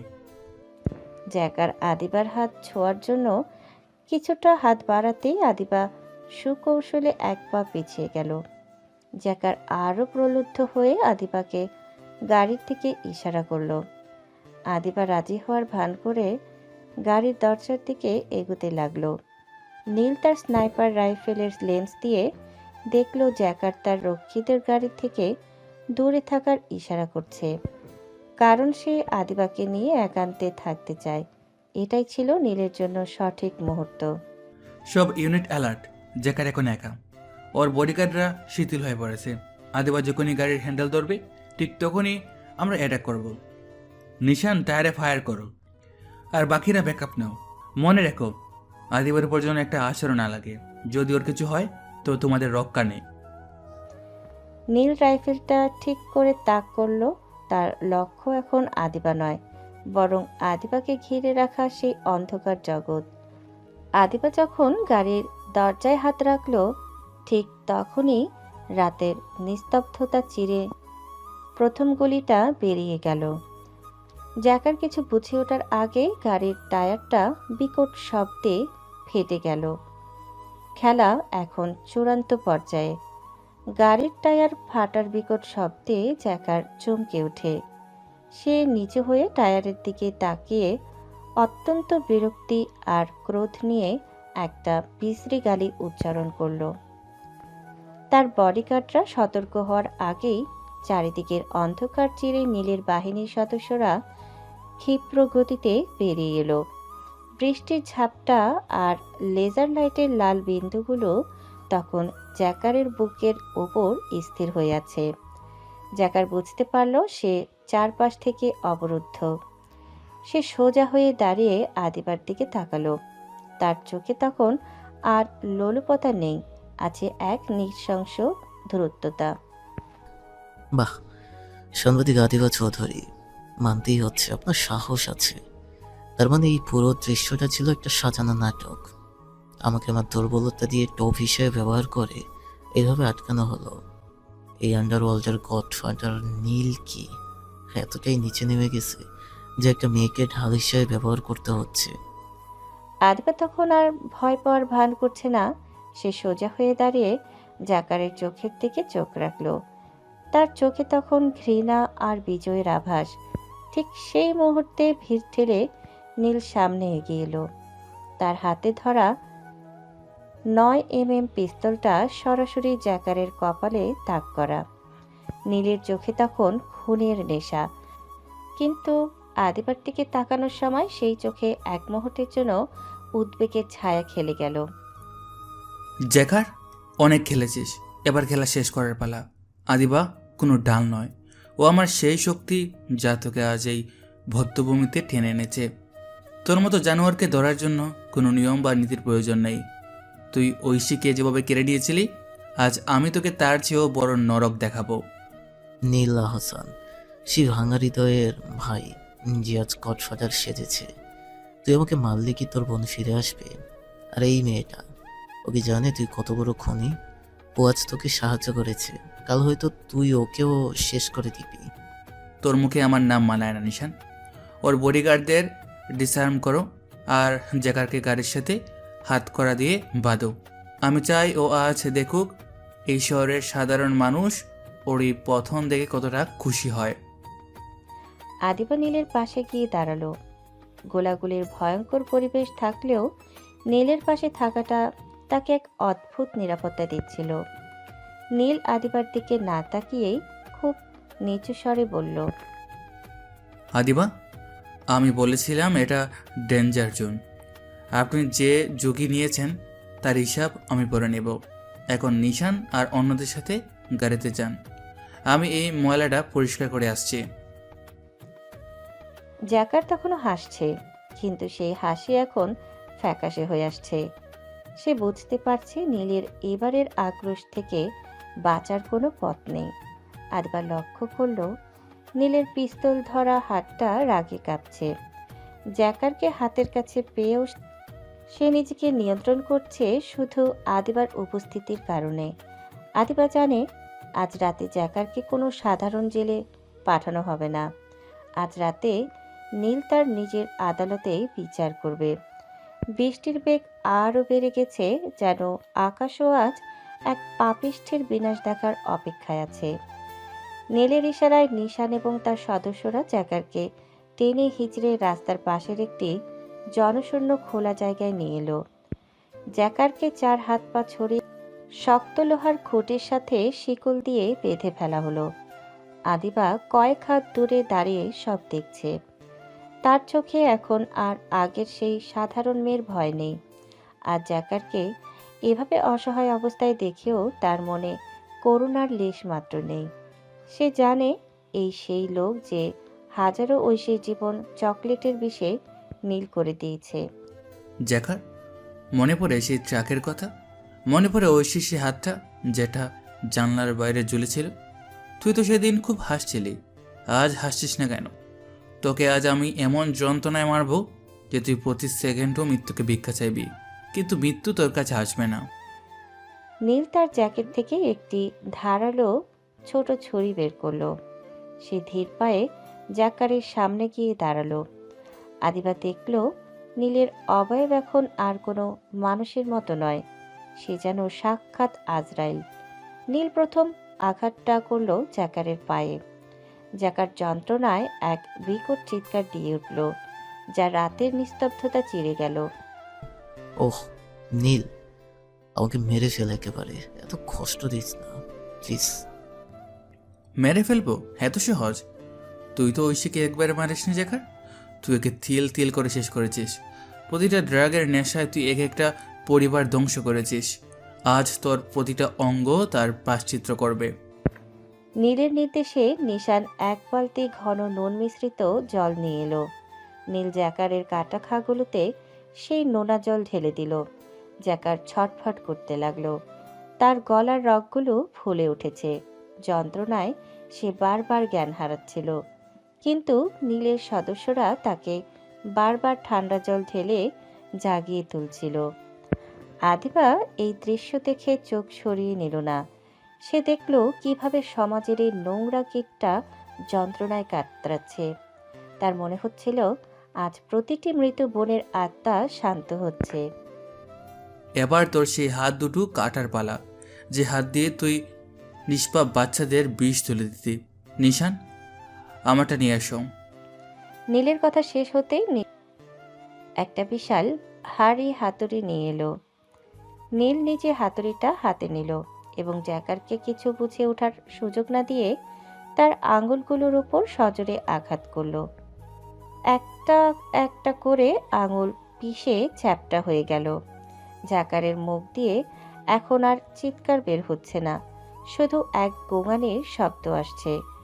তার চোখ দুটো কোটর থেকে বেরিয়ে আসার উপক্রম। অন্য সময় হলে হয়তো আমি এই বিভৎসতা সহ্য করতে পারতাম না, কিন্তু আজ আমার ঘৃণা সব মায়াকে গ্রাস করে নিয়েছে। নীল যা করছে তা আইন হয়তো সমর্থন করবে না, কিন্তু প্রকৃতি আজ এই বিচারই চেয়েছিল। এই কীটটার ধ্বংস হওয়া খুব প্রয়োজন। প্রায় 1 ঘন্টা ধরে নীল আর তার সদস্যরা জ্যাকারকে পৈশাচিক যন্ত্রণার মধ্য দিয়ে নিয়ে গেল। জ্যাকারের শরীরের প্রতিটি হাড় নীল ভেঙে চুরমার করে দিল। শেষে জ্যাকার যখন প্রায় আত্মর অবস্থায় নিঃশ্বাস নিতে হাঁপাচ্ছিল, নীল তার পিস্তলটা বের করে জ্যাকারের কপালে ঠেকালো। নীলের দু চোখ দিয়ে তখনও জল পড়ছে।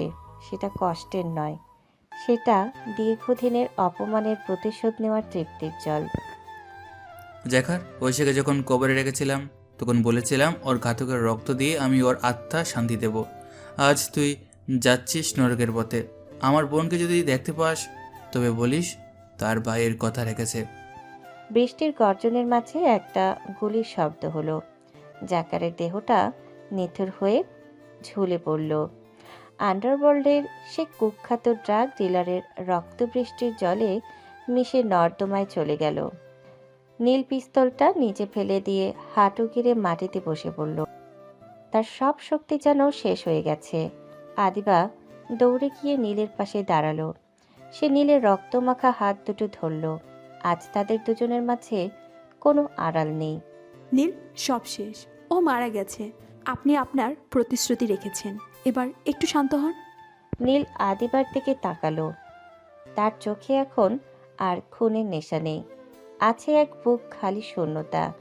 সে আদিবাকে চাপটে ধরে বাচ্চার মতো কেঁদে উঠল।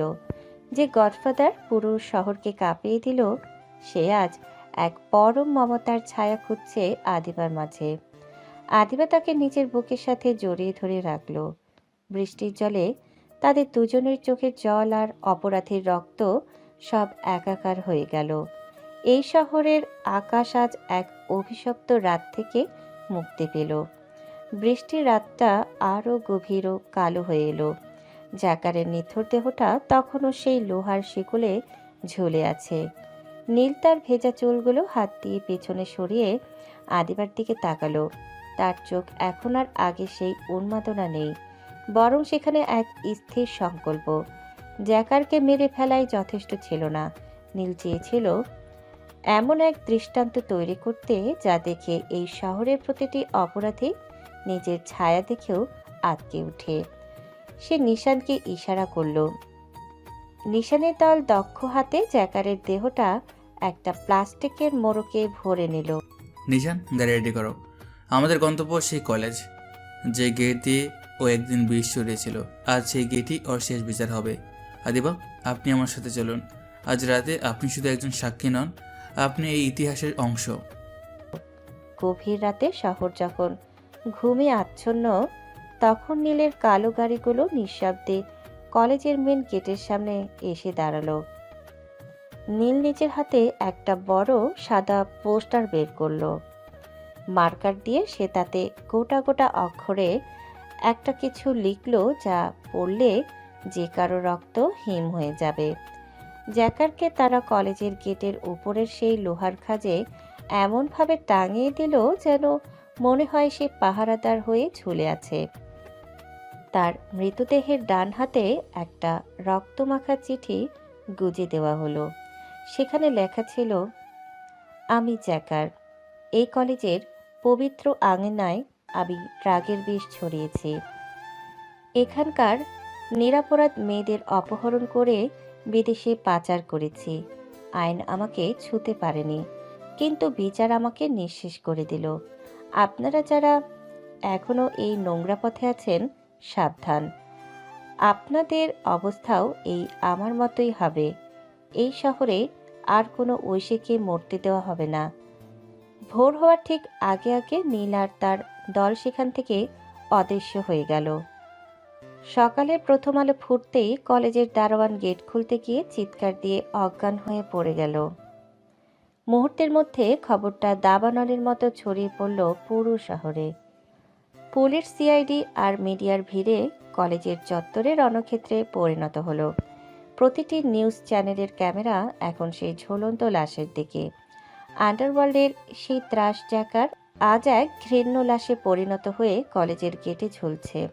সকাল 10টা। সারা বাংলার প্রতিটি টেলিভিশন সেটের সামনে মানুষ ভিড় জমিয়েছে।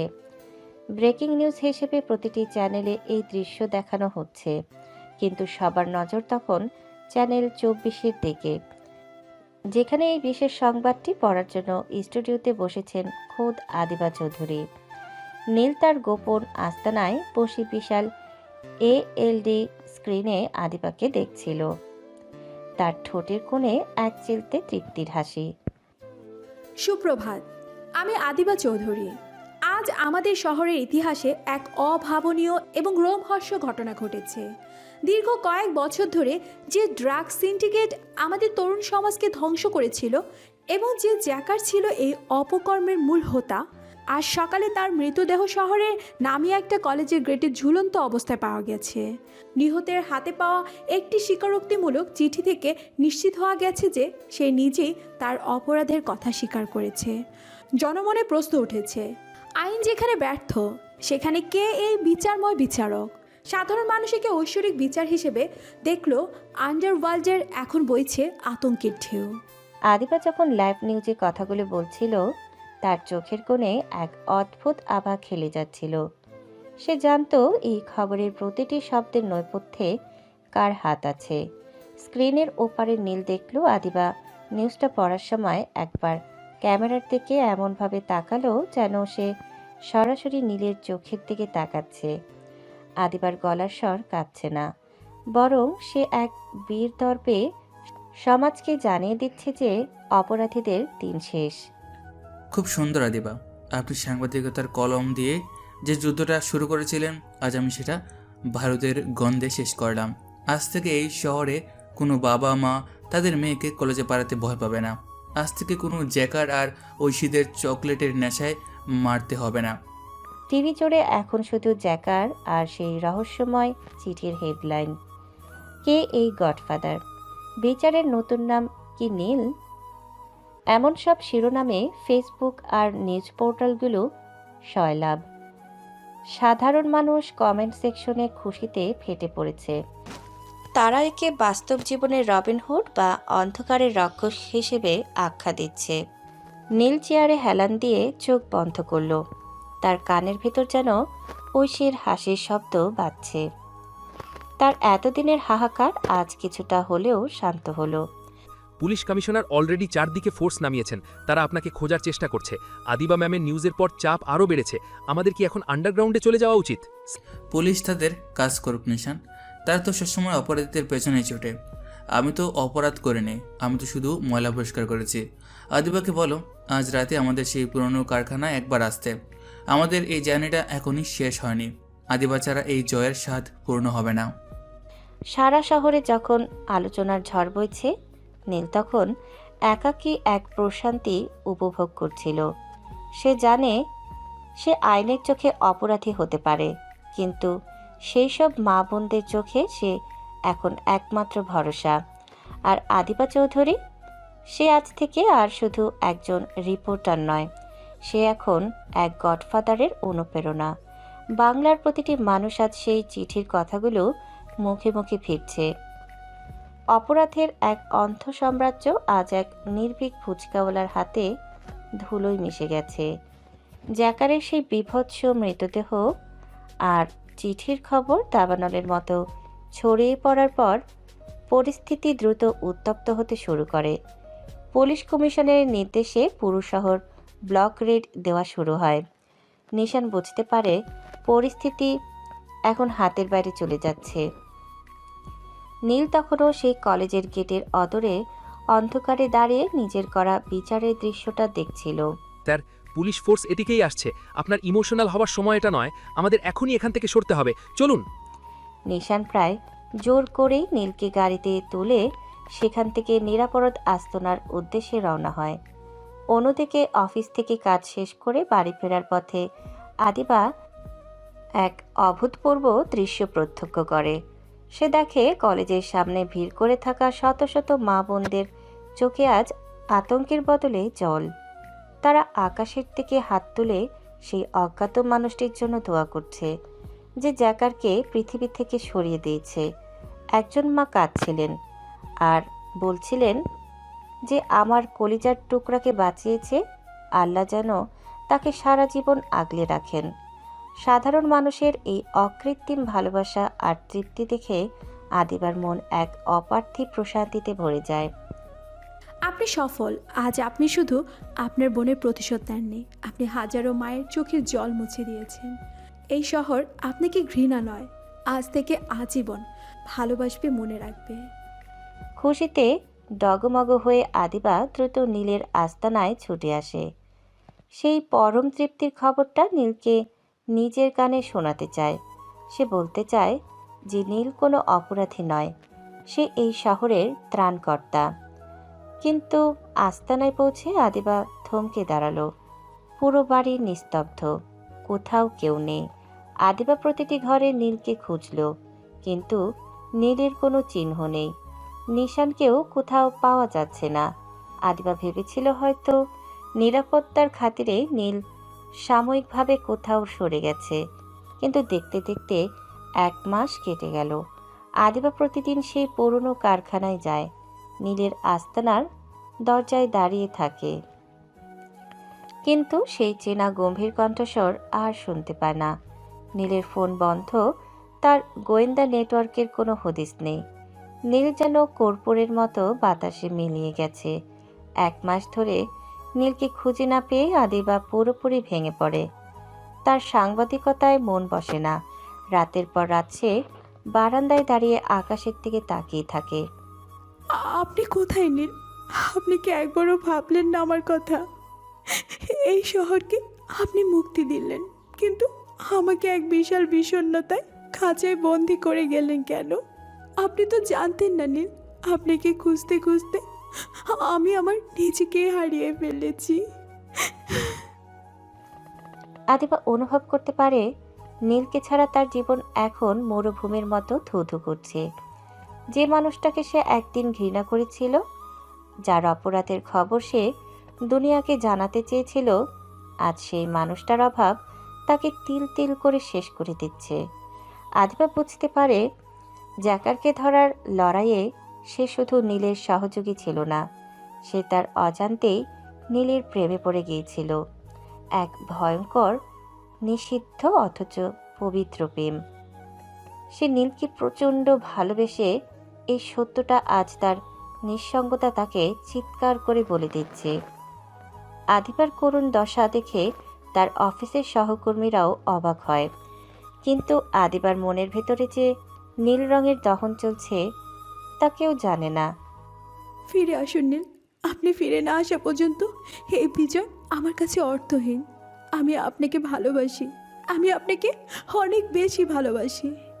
সময় বয়ে যায় তার আপন গতিতে। দেখতে দেখতে 2 মাস পার হয়ে গেল। নীল নেই, এই রূঢ় সত্যটা আদিবা যেন মেনে নিতেই পারছিল না। তার উজ্জ্বল দুচোখের নিচে আজ কালচে ছায়া পড়েছে। প্রিয় সাংবাদিকতার কাছ থেকেও সে নিজেকে গুটিয়ে নিয়েছে। এক তপ্ত বিকেলের পরন্ত রোদে আদিবা উদ্দেশ্যহীনভাবে ঢাকা শহরের এক নির্জন রাস্তা দিয়ে হেঁটে যাচ্ছিল। রাস্তার ধারের ধুলো আর রোদের তাপ তার মনের ভেতরের দহনকে যেন আরও উস্কে দিচ্ছিল। তার মনে পড়েছিল সেই দিনগুলোর কথা, যখন নীল ছদ্মবেশে তার পাশে থেকে তাকে আগলে রাখত। ম্যাডাম ফুচকা নেবেন? ম্যাডাম 1 প্লেট স্পেশাল ফুচকা খেয়ে যান, খুব স্বাদ হবে ম্যাডাম। কণ্ঠস্বরটা শুনে আদিবা যেন এক লোহময় বিদ্যুৎপৃষ্ট হলো। এই গলাস্বর, এই বলার ভঙ্গি, এ তো তার হাজারো স্বপ্নের সেই চেনা মানুষটার মতো। আদিবা প্রথমে ভাবল হয়তো মনের ভুল, হয়তো সে নীলকে এত বেশি মিস করছে যে সবার মাঝেই তাকে খুঁজে বেড়াচ্ছে। কিন্তু পেছন থেকে আসা ডাকটা বারবার তাকে থামিয়ে দিচ্ছিল। আদিবা আর স্থির থাকতে পারল না। সে খুব ধীরে ধীরে পেছনে ফিরে তাকালো।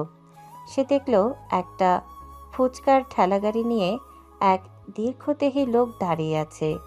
লোকটার মাথায় একটা কালো ক্যাপ, যা তার অর্ধেক মুখ ঢেকে রেখেছে। ম্যাডাম এভাবে তাকিয়ে আছেন কেন? 1 প্লেট দিয়ে দেবো নাকি? লোকটা যখন আদিবার চোখের দিকে তাকালো, আদিবার হৃদস্পন্দন যেন এক মুহূর্তের জন্য বন্ধ হয়ে গেল।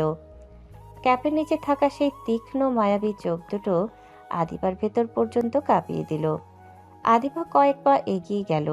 লোকটা যখন ধীর হাতে তার মাথার ক্যাপটা সামান্য উপরে সরালো, আদিবা পুরো অবাক হয়ে পাথর হয়ে দাঁড়িয়ে রইল। লোকটা আর কেউ নয়, স্বয়ং নীল। আন্ডারওয়ার্ল্ডের সেই গডফাদার আজ আবার তার সেই পুরনো ছদ্মবেশে ফিরে এসেছে। আদিবা আর এক মুহূর্ত দেরি করল না। সে লোক লজ্জা, সমাজ কিংবা রাস্তার মানুষের উপস্থিতির কথা পুরোপুরি ভুলে গেল। সে তীব্র বেগে দৌড়ে গিয়ে নীলকে শক্ত করে জড়িয়ে ধরল। তার দু চোখ দিয়ে তখন বাঁধ ভাঙা জল গড়িয়ে পড়ছে। নীল, এতদিন কোথায় ছিলেন আপনি? কেন এভাবে আমাকে একা ফেলে চলে গিয়েছিলেন? আপনি কি একবারও ভাবলেন না আমার কি হবে? আমি প্রতিটা দিন, প্রতিটা রাত আপনাকে পাগলের মতো খুঁজেছি। কেন আমার সামনে আসেনি নীল? তবে কি আপনি আমাকে একটু পছন্দ করেন না? আপনি কি বুঝতে পারেন না যে আমি আপনাকে কতটা ভালোবাসি? কেন আমার ভালোবাসা আপনি বুঝতে পারেন না নীল? কেন? আদিবা, শান্ত হন। নিজেকে আড়াল করাটা আমার জন্য খুব জরুরি ছিল। পুলিশ আর প্রশাসন আমাকে থন্ন তন্ন করে করছিল। আমি চাইনি আমার কারণে আপনার উপর কোনো বিপদ নেমে আসুক। আমি আপনাকে পছন্দ করি না, এটা ভাবলে কি করে? আপনাকে বিপদমুক্ত রাখার জন্যই তো আমি আপনার থেকে দূরে ছিলাম। আপনি কি আসলেই এত বোকা নীল? আপনার বিপদ মানে তো আমারও বিপদ। আপনাকে ছাড়া এই জয়, এই মুক্তি সব আমার কাছে অর্থহীন। আমি আর আপনাকে কোথাও যেতে দিব না, কোথাও না। নীল এক পরম মমতায় আদিবার চোখের জল মুছে দিল। তার পাথরের মতো কঠিন মনে আজ ভালোবাসার প্লাবন বয়ে যাচ্ছে। সে বুঝল সে শুধু শহরকে অপরাধমুক্ত করেনি, সে আদিবার হৃদয়ে নিজের স্থায়ী বসত গড়ে নিয়েছে। তপ্ত বিকেলের সে নির্জন রাস্তায় এক ফুচকাওয়ালার রূপী গডফাদার আর এক সাহসী সাংবাদিকের এই পুনর্মিলন যেন এক নতুন কাব্যর সূচনা করল। নীল বুঝতে পারল আদিবারের তীব্র ভালোবাসাই তার জীবনের সবচেয়ে বড় প্রাপ্তি। তপ্ত বিকেলের সেই নির্জন রাস্তায় সময় যেন থমকে দাঁড়িয়েছে। আদিবার ডুকরে ওঠা কান্না আর অভিমানী অভিযোগগুলো নীলের বুকের ভেতরটা ওলট পালট করে দিচ্ছিল। নীল দুই হাতে আদিবার মুখটা তুলে ধরল। তার নিজের চোখও আজ ছলছল করছে। যে নীল সারা জীবন আবেগকে পাথর চাপা দিয়ে রেখেছিল, আজ সে আদিবার সামনে পুরোপুরি নিঃস্বার্থ। আদিবা, শান্ত হন। আপনি কি মনে করেন এই 2 মাস আমি খুব শান্তিতে ছিলাম? প্রতিটা মুহূর্ত আমি আপনাকে দেখার জন্য ছটফট করছি। দূর থেকে আড়ালে দাঁড়িয়ে আমি আপনাকে দেখেছি। আপনার মন খারাপ দেখে নিজের ভেতরটা পুরো খাক হয়ে যেত। কিন্তু জ্যাকারকে মারার পর পুরো প্রশাসন আমার পিছনে লেগেছিল। আমি আপনাকে ভালোবাসতাম বলেই দূরে গিয়েছিলাম, যেন আমার ছায়া আপনার উজ্জ্বল ক্যারিয়ার আর জীবনকে নষ্ট না করতে পারে। আমি আপনাকে প্রচণ্ড ভালোবাসি আদিবা, হয়তো নিজের জীবনের চেয়েও বেশি। নীলের মুখে সরাসরি ভালোবাসার এই স্বীকারোক্তি শুনে আদিবা শান্ত হয়ে এলো। তার এতদিনের জমানো সব মান অভিমান এক নিমেষে ধুলে মুছে গেল। সে নীলের হাতে নিজের হাতটা শক্ত করে চেপে ধরল। বিকেলের রোদ তখন মরে এসেছে। চারিদিকে এক স্নিগ্ধ মায়া ছড়িয়ে পড়েছে। নীল আদিবার চোখের জল মুছে দিয়ে কিছুটা গম্ভীর হয়ে গেল। আদিবা, চলো, তোমাকে আজ একটা বিশেষ জায়গায় নিয়ে যাব। যে মানুষটার জন্য আজ আমরা এখানে, তার সাথে তোমাকে পরিচয় করিয়ে দেওয়া বাকি। আদিবা কিছুটা অবাক হলো। নীল তাকে কোথায় নিয়ে যেতে চাইছে? এই অনিশ্চিত জীবনে আর কোনো রহস্য বাকি আছে? কিন্তু সে আর প্রশ্ন করল না। নীলের ওপর তার অগাধ বিশ্বাস। সে মাথা নেড়ে রাজি হলো। নীল তার ফুচকার গাড়িটা এক জায়গায় নিরাপদ করে তালা দিয়ে রেখে আদিবাকে একটি রিকশায় উঠল। শহর পেরিয়ে তারা যখন গন্তব্যে পৌঁছালো, আদিবা দেখল তারা একটা বিশাল কবরস্থানের সামনে দাঁড়িয়ে আছে। চারিদিকে সারিবদ্ধ কবর আর অদ্ভুত এক নিস্তব্ধতা। সন্ধ্যা নামার আগে পাখিদের কলকাকলিতে চারপাশটা ভারী হয়ে আছে। নীল আদিবাকে নিয়ে একদম পেছনের দিকে একটা নিরিবিলি কোণায় গেল। সেখানে একটি কবর খুব সুন্দর করে যত্ন করে সাজানো। কবরের চারপাশের মাটি পরিষ্কার, তাজা কিছু ফুল সেখানে রাখা। নীল সেই কবরের পাশে গিয়ে দাঁড়ালো এবং খুব আলতো করে কবরের নাম ফলকটায় হাত রাখলো। আদিবা, এটা আমার বোনের কবর, ঐশীর কবর।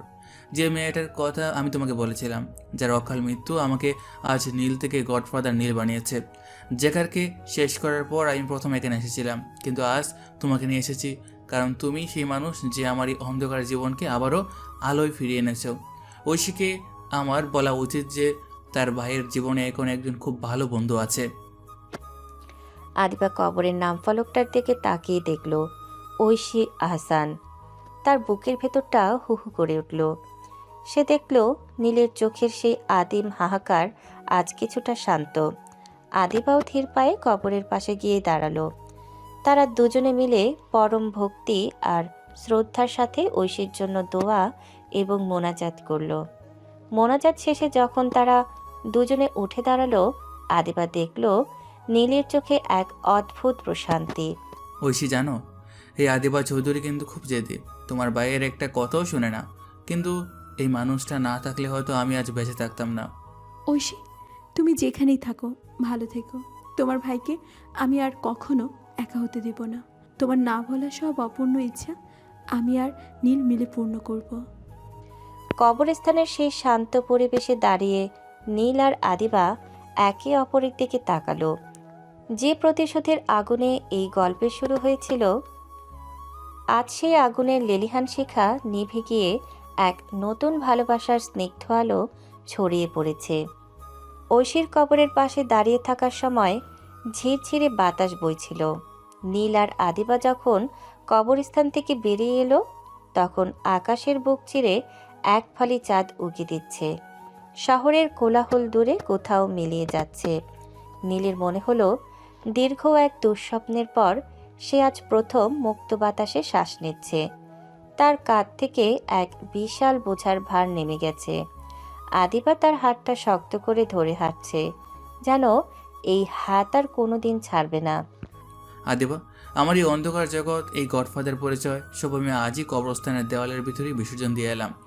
জেকারকে মারার পর আমি বুঝতে পেরেছি প্রতিশোধ মানুষকে শান্তি দিলেও জীবন দেয় না, জীবন দেয় ভালোবাসা।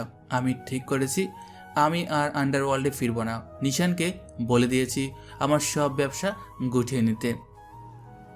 আপনি জানেন না নীল, আপনার এই সিদ্ধান্তের জন্য আমি কতটা অপেক্ষা করেছিলাম।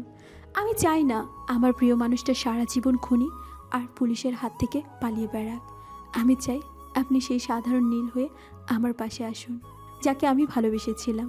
আপনার মধ্যে যে এক নিঃস্বার্থ মানুষ আছে, সে যেন আর কোনো দিন হারিয়ে না যায়। নীল হাসল। সেই হাসিতে কোনো কুটিলতা ছিল না, ছিল একরাশ সারল্য। সে আদিবাকে নিয়ে শহরের এক উঁচুতলার রেস্তোরাঁর ছাদে গেল।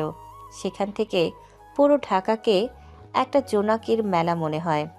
নীল আদিবার চোখের দিকে তাকিয়ে পকেট থেকে একটি ছোট সোনার আংটি বের করলো।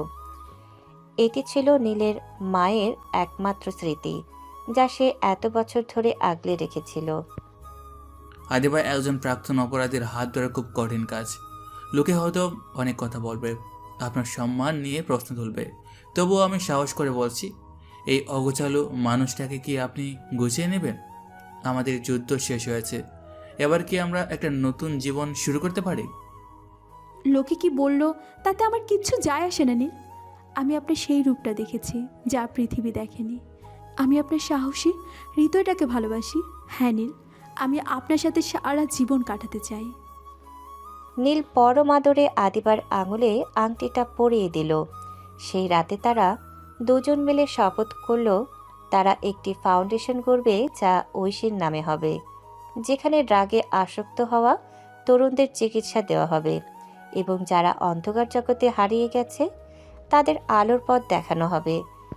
নীল তার দীর্ঘদিনের জমানো সব অর্থ এই সমাজ কল্যাণমূলক কাজে বিলিয়ে দেওয়ার সিদ্ধান্ত নিল। দেখতে দেখতে 1 বছর কেটে গেল।